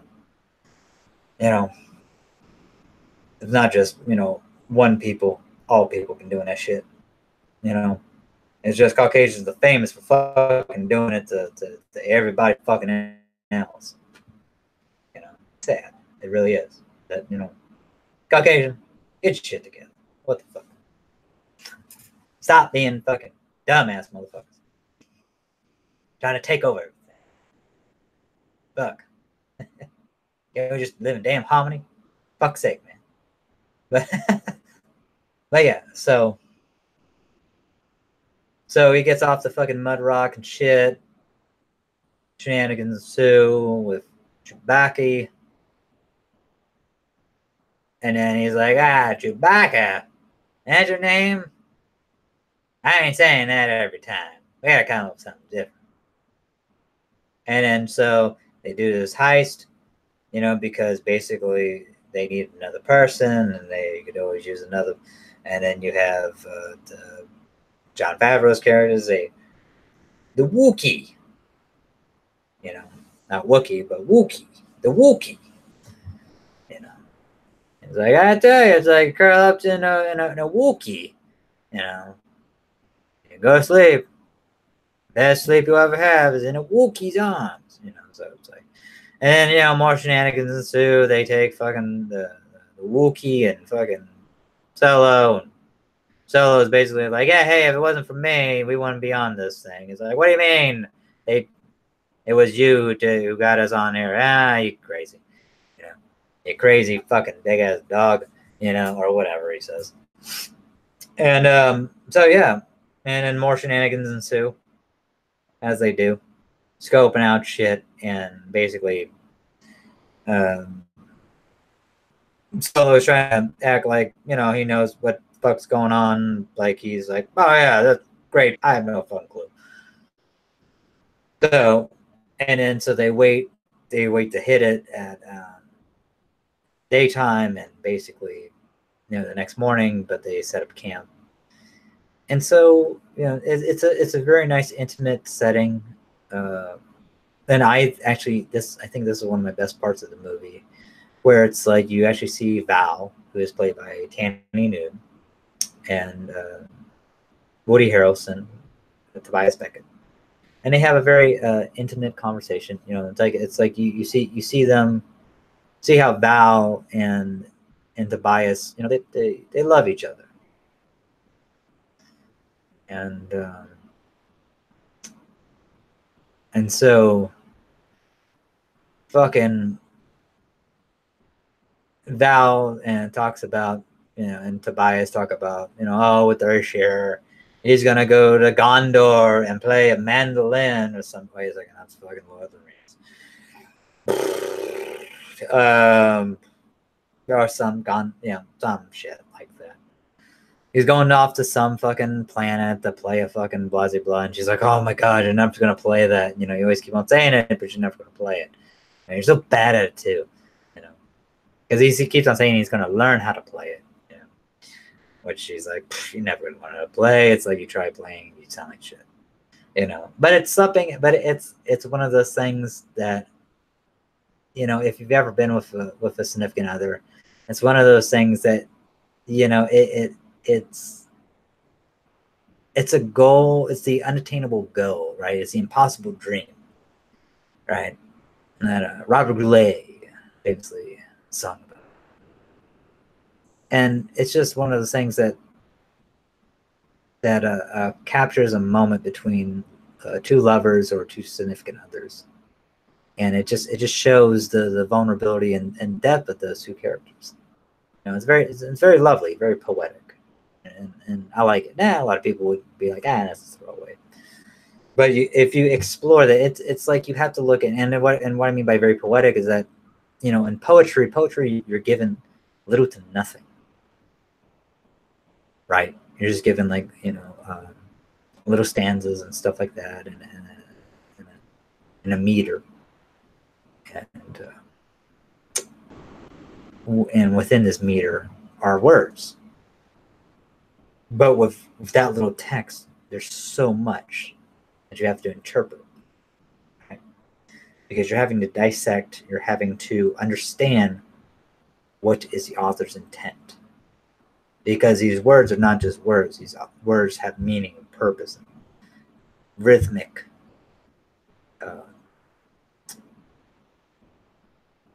understanding between each syllable, each emphasis, and positioning of those words. So you're having to try to get into the author's mindset, or your interpretation of the author's mindset, if you will, which I think is like and so that's why I say that's very poetic. This scene between them, and then it's like Jon Favreau's character talks about, well, his share, blah, blah, blah, like, hey, how about you, Flyboy? What are you gonna do with yours? He's like, hey, well, he's like, and fucking Val's like, oh, well, hell, isn't it, isn't it quite obvious? It's like, he's doing this for somebody or someone. He's doing it for a her or someone. He's like, no, it's a her. And she's like, say, and he's like, no, there's someone I left on Corellia that I love, and I'm gonna get her and take her, and we're just gonna go off into the sunset. He's basically it's paraphrasing, but basically he says he's gonna go back for her, and she finds that very romantical. Very, very, very romantic. He still thinks about her and stuff like that. Thinks about Kira, and I do as well. I think it's very naive of him to think that Kira hasn't moved on. That would wait for him. It's like, and stuff like that. I mean, it's just a very naive and juvenile way of looking at it. But you have to understand, they were juveniles when they were together because they were like 16. Now motherfucker's 19. So the guy's technically an adult, but he's a young adult. So. And then Chewbacca says, with his share, he's gonna go try to find his tribe or family. Whatchamacallit couldn't make out which one it was. Solo interpreting, of course. And Tobias, I love this line. He's like, what's the difference? Which kind of got me in the feels when he said that. Because it's like, yeah. Because I've always gone by this law of the land of like blood of the covenant is thicker than water of the womb. Which everybody and their fucking brother gets this all fucked up because they say blood is thicker than water, and they don't understand that, well, it derives from scripture, of the Holy Bible, whereas blood of the covenant is thicker than water of the womb, meaning that just because you may be born of the same, by the same woman or of the same blood, or of the same, of the same belly, doesn't mean shit when it comes to a covenant, of people who you are invested in, who you trust and respect and love very dearly. Their blood is thicker than that womb, than that belly that your brother or sister were birthed out of. And yeah, so I love that. I love that. How it goes back to Old Testament. So, and then shenanigans ensue as they do in the movie, and then we have, and then I'm just gonna fast forward a little bit. So basically, we talked about it too, where they're unsuccessful in getting the coaxium, right? Emphasis Nest comes, rolls up, says, fucking, hey, we need this, blah, blah, blah, blah, blah. Val actually dies. She actually blows up the bridge, blows herself up, and she says, hey, it's been a hell of a ride, babe. And I love that because then everybody got pissed off because Val, Sandy Newton, died. Great actress off the bat. John Kasdan, who wrote the shit, didn't realize that she was a phenomenal actress. And he's like, he would have, and he kind of had second thoughts about, like, well, if he fucking known that, he would never killed her off. I think, and this is me, I think it's more powerful that she did it that way. Fuck that she's a great actress. She pulled it off. Reason why, to me, it's great and it holds the weight because she is a seasoned, phenomenal actress. Because if you had some weak ass, bitch ass, fucking hoe ass actress in there who couldn't pull it off, it's like, yeah, kill that bitch, man, because she's weak. But it's like, damn, man, did you have to kill her, man? She was fucking great. It's like, yeah, you did. You kind of did. I mean, it's like a reverse of what George Lucas would do, you know, like with Qui-Gon and shit. You know, it's like, yeah, do you have to kill Qui-Gon? Yeah. You want to know why? Because he's a fucking sage, and this is fucking Joseph Campbell's The Hero of a Thousand Faces, right? That's what this all fucking based off of. Want to know the damnedest truth? Yeah. The whole shit's based off of. People can say Flash Gordon, yeah, that's off the serials too, and Flash Gordon, shit he grew up with, and everything. But a lot of this shit is around Joseph fucking Campbell. You know, mythology. You know, the hero's journey. That's what it's all about. You know, a lot of this shit a lot of Star Wars stems from this. And the thing about it is that you have a strong actress like Thandie Newton take a character, a piece of shit character like Val, and make you want that character not to fucking die. It's like, fuck, Poe Dameron was supposed to die in Force Awakens. He was a nothing character. The thing is that J.J. Abrams fucking loved Oscar Isaac so much that he fucking made sure that he didn't die, that he was a part of this fucking trilogy. Right? That he was like a part of the new three. You know, where you have Rey, Finn, and Rey, Finn, and Poe. You know, that they're the new leads going in to continue the saga of the Skywalkers. So I thought that was like really cool, where you had fucking Luke, Leia, and Han. You know, now you have Rey, Finn, and Poe. But yeah, so only a strong actress could pull that shit off.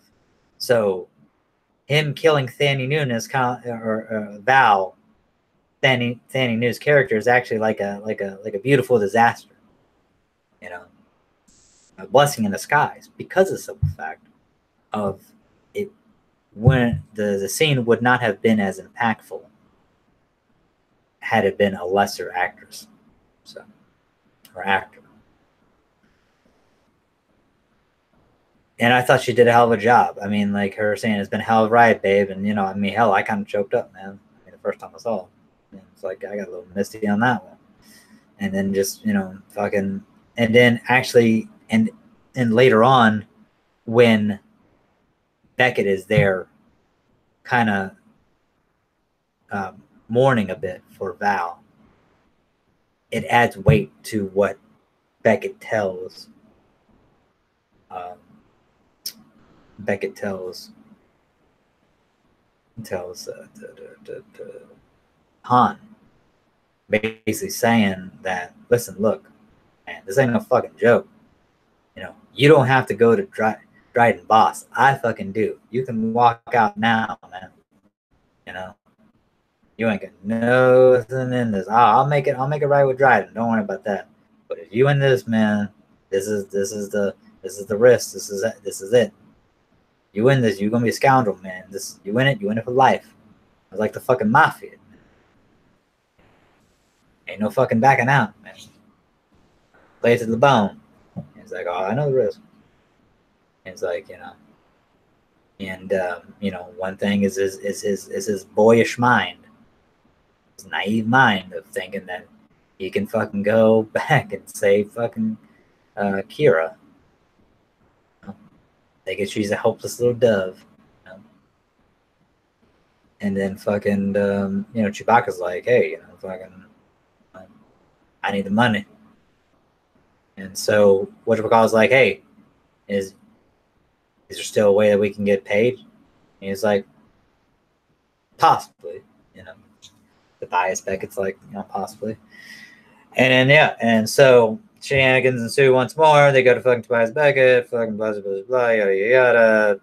Oh, yeah, hey, Kira is fucking working with Crimson Dawn, and she actually has a tattoo on her fucking wrist, which means that she's all in.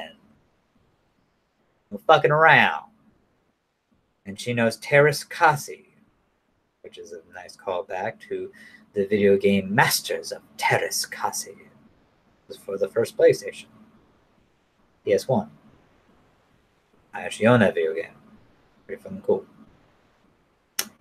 Graphics were shit. And Luke Skywalker looked like a fucking garbage pail kid. No shit. At the face of a garbage pail kid. So fucked up that game was. It's fucking retarded. Both that looked badass, and Darth Vader did too. So, and but yeah, Terrace Kazi is a martial art that she learned from Dryden Voss. You know, the Kessel mines I actually fucking liked. I liked I can't remember the dust cloud, or the carbon dioxide cloud that they have to go through and shit to get the Kessel, and to the Kessel mines. And what I liked about and here I like the Kessel run because they meet Landau. Landau cheats at cards at Sabak. I love it where is this Sabak? It's like, no, this is Sabak. And it's like, can I ask you a question, Captain Calrissian? You can ask me anything, Han. It's like, it's Han. That's okay. It's like, I heard you won your shit in a card bet, and in the game cards, and I love that. I love the banter between the both of them in the card game and stuff like that. And because Han says, man, he's like, have you played? He's like, yeah, once or twice, And so, and I like that just that banter between the both of them. And he's like, Han bullshits his way of saying that he has this fancy fucking ride and shit that rides faster than fucking Landau's fucking ride and shit. And so yeah, it's like basically one-upmanship. See you as the bigger dick, basically. And it's really fucking cool. I love that, man. I love this shit because it's so good. What Chris is alluding to before about the whole Han Landau should be has ladies all over him and shit. It's like, well, yeah, but it's like, number one, he already has a lady, L3. That's his kind of his lady, lady in disguise, and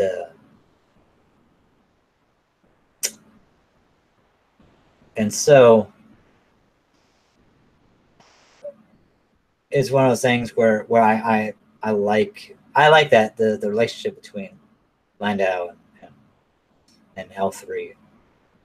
I even like the way that she fucking pulled off the whole freedom droid shit, where they go to the Kessel mines, they get the coaxium and shit like that, the raw coaxium, unrefined coaxium. And next thing you know, fucking L3 starts helping droids, freeing them, and the fucking droids, the little droid's like, oh, what should I fucking do? He's like, I don't know, free your friends, start a revolution, like, well, okay. So fucking the droid takes it fucking personally, starts freeing other people, fucking starts a revolution, baby. It's like Prince and Revolution, fucking coming to your town, and yeah. So once again, shenanigans ensue. What's her name? Kira performs Terrace Kasi on the fucking warden or Kessel Minor fucking big, mini boss guy. Fucking the martial arts moves, kicks his ass, knocks him the fuck out. They start a revolution, droid revolution. There's some Wookiees. Shenanigans ensue with that shit. Fucking Han's like, hey, Chewbacca, we gotta fucking do this mission. And he's like, this is my peeps, yo. And he's like, hey, but we got the mission. We can't go off mission. And fucking so he's like, fucking, but these are my peeps. They're getting lightning bolt up their ass with some shock stick. And he's like, Chewbacca, And he's like, man, you're gonna need this. So he throws him a fucking staff, shock staff up the ass, shit. And then so fucking, more shenanigans ensue with Chewbacca going after his tribe or his family. And, fucking, and then whatchamacallit's by himself. And next thing you know, the raw coaxium's being guarded. And then Han's like, Durka, Muhammad Jihad. And then so the other guy's like, Durka? And he's like, Durka, Muhammad Jihad. Boom. And, kicks him in the nuts. And it's like, yeah, see, like I said. Then basically, Kira's walking him through the steps about, hey, the raw coaxium, we need fucking, and then he takes a canister, gets it on there, and she's like, okay, now we need 12 more. She's like, why do you need 12 fucking more of this shit? So basically, and then so there's a revolution going on, baby. Shit fucking popping off. Excuse me. Han Solo's fucking making a haul with this fucking coaxium on this fucking dolly shit towards the Millennium Falcon. More shenanigans ensue. Fucking, it's like hoop to dip to dip to doop, shit. And yeah, so he's like struggling to get that shit up there, and then fucking what you see? Bam! Fucking power of the Wookiee. Fucking you see Chewbacca's friend up there and giving him a hand, and Chewbacca fucking gets in front, starts fucking batting off people and shit. And we see fucking cameos from fucking Anthony Davis or Anthony Daniels, old fucking 3PO fucking posh fag himself. Be like, oh yes, it's a revolution, baby. And it's so it's like, oh fuck. And so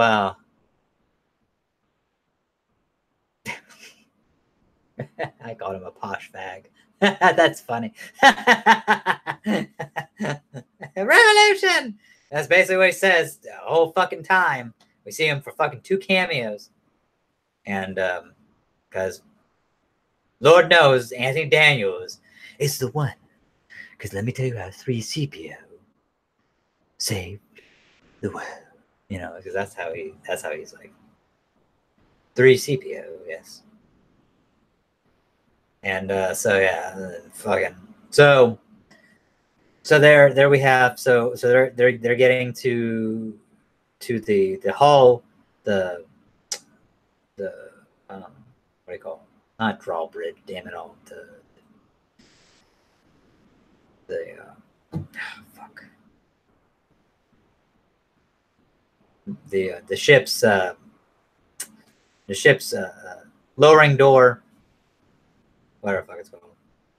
Not drawbridge. I think you want to say drawbridge. But docking door lowers. They start putting the coaxium on. Chewbacca and his buddy are there. And fucking next thing you know, L3s, saying, there's a revolution! We're going to Georgia taking it. And then you see her fucking, get shot the fuck up. And I'm like, oh shit! And you see fucking Landau comes out after being on the ship this whole fucking time. And he's like, L3! And it's like, fucking, and you see him like jump. I mean, that motherfucker did some fucking damn Olympics type shit. Fucking somersault, hula hoop, fucking flip in the air, and fucking does some baseball fucking Jackie Robinson fucking slide right to fucking L3. And he's like, L3! He's like, I got you, man. And that's when I fucking start tearing up and shit. I'm like, oh God, the feels. The feels. And, he just like fucking picks her up and fucking the lower half fucking comes apart. Like, ah! And I'm just like, ah! And just like the feels. And so, he gets shot in the fucking, Landau gets shot in the fucking shoulder and shit. And yeah. And so fucking Kira has to perform, put Terrace Kazi cover fire down there because she's a Terrace Kazi master and shit. Because Dryden Voss, fuck, I guess, I don't know. There's a weird sexual tension relationship between them. I don't fucking know what's going on between those two. But she's throwing down terrorist Kazi fucking cover fire support. Next thing you know, they get in the fucking thing, all the shit's loaded. The fucking Chewbacca's tribe brother is like, bah! And the fucking he's like, bah! You know, it's like, as they're doing all this crazy shit. Next thing you know, Chewbacca takes him by the skull and fucking boom. And I was like, oh my god, Jesus, this is the feels, my god. You know, he said, I gotta leave you, man. I gotta know this motherfucker like that. So it's like, oh shit. So they go on the fucking Millennium Falcon. It's all fucked up. They finally get to the place where they need to take the raw coaxium because basically more shenanigans ensue. They have to do the Kessel Run in like less than 12 parsecs, and so they go to. So there's two paths. There's the path that if they go is certain death, because number one, they would never make it in time if they go the regular way, and it's also blocked off by the fucking Empire, by a big ass super star destroyer. Next thing you know, you have the fucking path that's least walked. But either way, it's like take chances because there's fucking gonna be a lot of death this going this way. By the way, you fucked because you're gonna die if you go this way, or if you go this way. But you may die going this way. So they go the path least traveled, less traveled, and they don't die. And that's how they do the Kessel Run in less than 12 parsecs. Oh yeah, also too, because L3 is like a prototype droid or has a very distinctive brain chemistry and a navigation system. They fucking hook her up into the Millennium Falcon, and so yeah. And then they guide. She helps guide a course to where they can break free of the Maelstrom, because there's a Maelstrom in the path less traveled, or Maelstrom, and there's this big ass fucking creature, and so more shenanigans ensue. Gotta get away from this. It goes the big ass fucking creature goes into the eye of the Maelstrom, and they bam shoot out of the Maelstrom, and they're fucking on their way. Get this fucking raw coaxium fucking unloaded, get it treated, and all this other shit. And then that's when they find out that, hey, these fucking Crimson Dawn people, they're some bad fucking dudes, man, because they took all this raw material, like I was telling you before, from these people and cut out the tongues. And Amphis Ness's mom or grandmother was like the one who rose up against these motherfuckers and said, no, you're not taking our fucking natural resources from us. We're not paying you tribute no more, motherfuckers. Not letting you do this shit. So they fucked them up, as mercenaries do. The end. Why? Because the strong will always take from the weak. That's kind of like how it is. That's just human fucking nature. Unfortunately. Gotta get over it. And the only way to take out wolves is become a sheepdog. Some sheepdogs are gonna die, but hopefully most sheepdogs won't. Better than being a fucking sheep. I'm saying. But yeah, so Crimson Dawn fucking comes, the Giant Boss.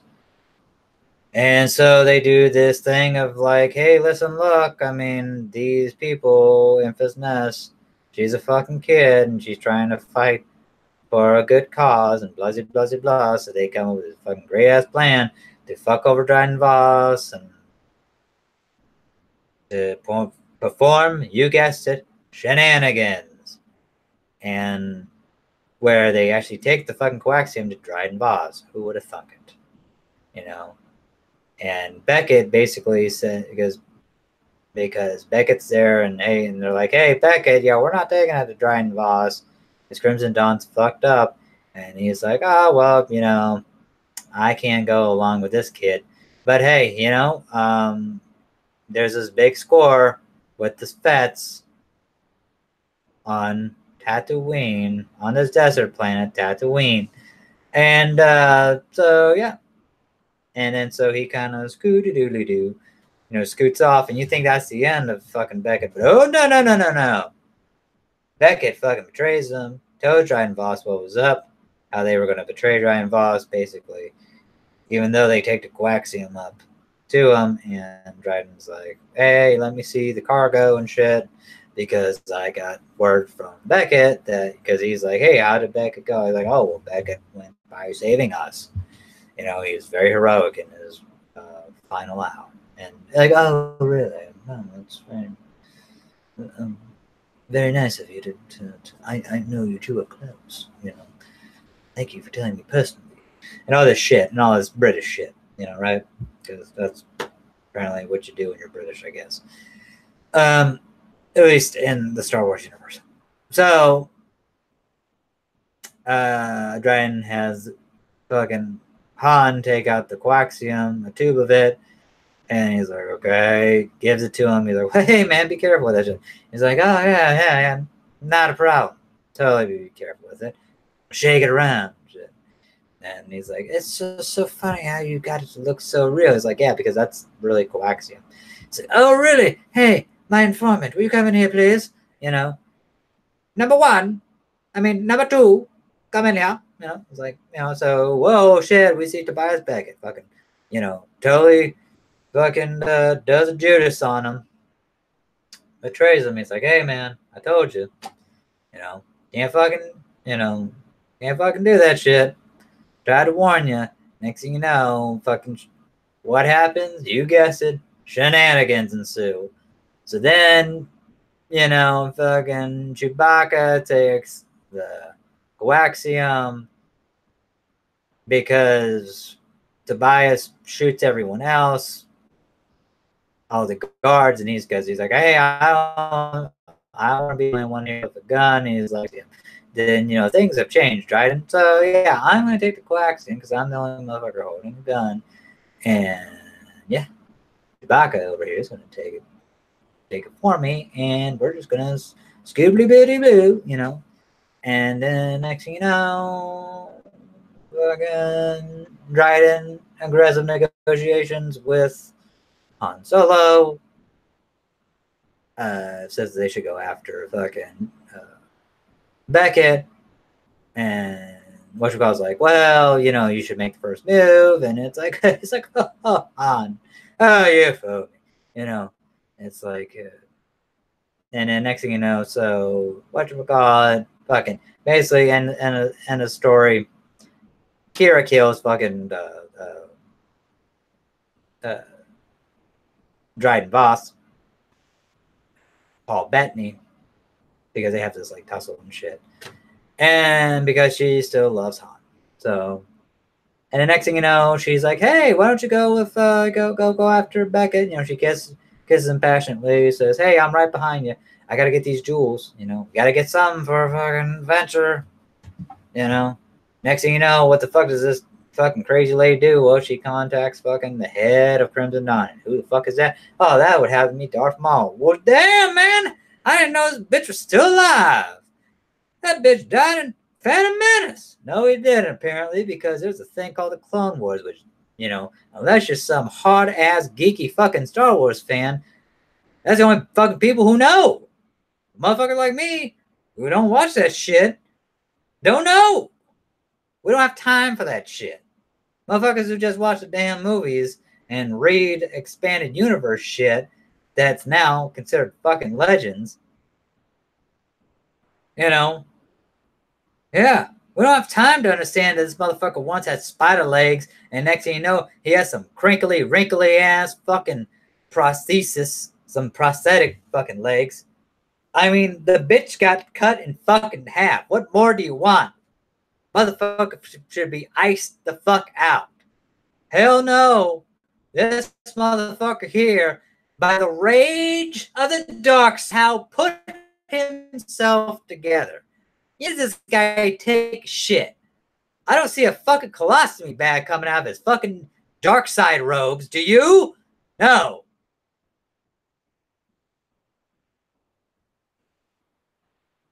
It's fucking retarded.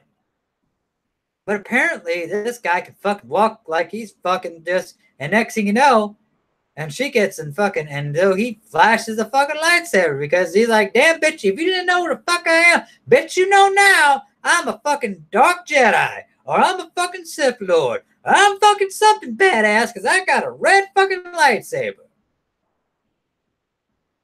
Holograms don't really in the fucking Star Wars universe don't have fucking changing mood shit going on.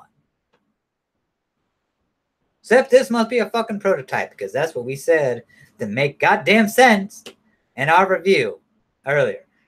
So, you know, she fucking sees the red and you see the reflection in her fucking eyeballs.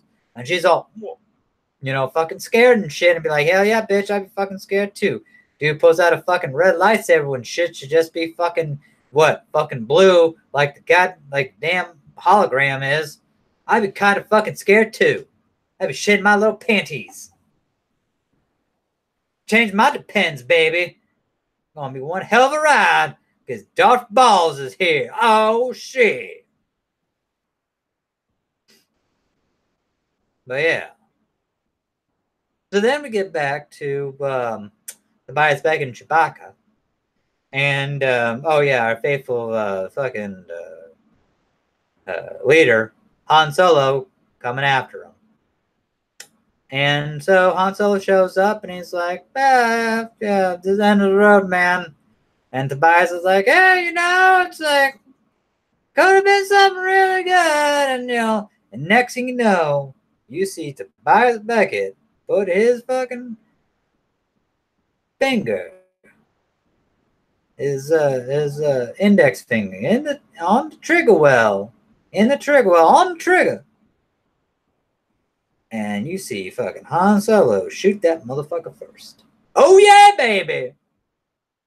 He shot first. Right in the fucking heart, in the damn chest. Boo! Oh shit! God damn! He's like, oh shit. That's what I would have done, kid. Damn. And then he's like, man, I would have never played that damn gondola. I would have never blown the horn of Gondor and played the fucking gondola hop. And he's like, yeah, I know, man. I know you wouldn't have. You know, we all fucking know this, Beckett. You dumb son of a bitch.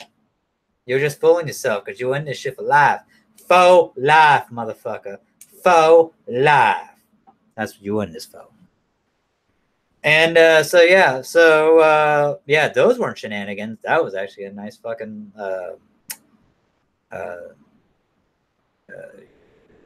callback, I guess. I don't know. It was a nice, just setting the record straight here. Georgie, Porgy, fuck you, and your stupid fucking bullshit of special editions. We don't go by that. We go by the originals, the one you fucking won an award for, not this other shit you came out in 1990 goddamn 7. You stupid hack. Shit. Bad.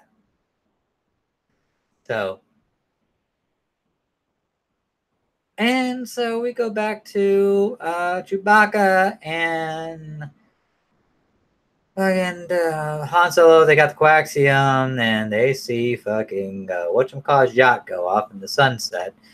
And yeah, so and fucking Kira takes the fuck off planet. Oh yeah, because I forgot to mention that fucking Darth Maul wants to have a closer relationship working with her. Oh yeah, she does rat out fucking Han, but she's in the Crimson Dawn faux life, man. She ain't giving that shit up. Hell no, because you know, Darth Maul's like, hell, come here, fucking crazy lady, you gotta come here. Oh shit, Tobias Beckett betrayed fucking Dryden Voss, and he tried to fucking pull a fast one on him with a coaxium. well, we're going to have a closer working relationship now because I can't trust you, bitch, So, yeah, fuck that shit. And so, yeah, and here we go, more shenanigans ensue because fucking whatchamacallit is a coaxium to fucking Enfys Nest. And, and then Enfys Nest's like, hey, Kira wanted me to give this to you. And, hey, it's a little callback from the beginning of the fucking movie. It's a little ball of coaxium. That's worth, good for about 400 or 500. And next thing you know, oh yeah, at this time they get the fuck there. Oh, I forgot to mention that fucking Landau takes the fuck off. Bruh, fucking leave the motherfuckers behind. So they hunt down Landau, and yeah, but before that, Enfys says something about what is it? There's a rebellion on the storm or some shit like that. Oh, this is enough coaxium to start a rebellion. Gotta make that shit count, right? You know what I'm saying? Because Lord knows we don't need no more callbacks. We don't have enough in this motherfucker. Yet I still love the movie because I saw it 3 fucking times in movie theater. I really do love it. And then so, more shenanigans ensue because Han and Chewie, somehow, some way, track down Landau Calrissian. Oh yeah, my boy. And oh yeah, shenanigans do ensue. So basically, he gets a buy-in with that coaxium and shit. And then next thing you know, oh yeah, even before that, whatchamacallit fucking says, hey, Han, hi, buddy. Gives him a fucking bro hug. Whatchamacallit sees the little slide, but before that, sees the little slide of fucking, sabak fucking thing. And he's like, oh yeah, that's how you got me, motherfucker. He's like, okay, so he gives him a hug. I should have you fucking killed. But basically, like, he takes the card out of his like little fucking speed card thing. Like some David Blaine, David Copperfield shit. And next thing you know, he's like, I should have Chewbacca here rip your goddamn arms off. He's like, no. Like, hey, come on now. And so it's like, well, I have this coaxium here. She'd be able to give me a buy-in. And next thing you know, so he buys in. And he's like, oh, you still hunting for the... And he's like, oh, I raised you everything I got. Plus your ship. He's like, oh, you still hunting after that Carillion freighter, aren't you? Huh? It's like, and he's like, she doesn't belong to you, or she doesn't belong with you. And he's like, we'll see about that. And he tries to, do his little magic card fucking thing, but it ain't working. He's like, what you got? He's like, I'm gonna beat you fair. I'm gonna beat you fair and square.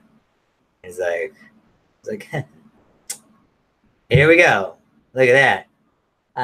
Robust, handsomely hand. So whatever the fuck that was, that I guess he had a good hand. And then it's like, oh, well, sorry to say, Landau, but I had this. I guess you would have beat me if you had this green sabacc kid. Fair and square, Landau, fair and square. Takes the fucking trip, takes the fucking ship. Him and Chewbacca are like, hey, where we want to go? Huh? Fucking, we got open space to go to. Oh, yeah, hey. Becky told us about that fucking, that gangster guy in Tatooine. What was that desert planet? Oh, yeah, Tatooine. Yeah, the Fett. Or the Hut. Yeah, let's go check out him. What do you say? Blah! And it's like, and bunch of Chewie. Bang. And it's fucking credits and shit, and more shenanigans ensue because of credits. But yeah, that's the end of that. So yeah, thank you so very much for it. It is fucking after 12 my time, and I am getting really tired. But yes, that is the end. I thoroughly fucking enjoyed it. I thoroughly fucking enjoyed this fucking Han Solo review to bookend this shit. But of the Gel cocktails, and I am probably fucking delirious right now because I am exuberantly tired. But hey, for the people that are watching us, thank you so much. And aloha.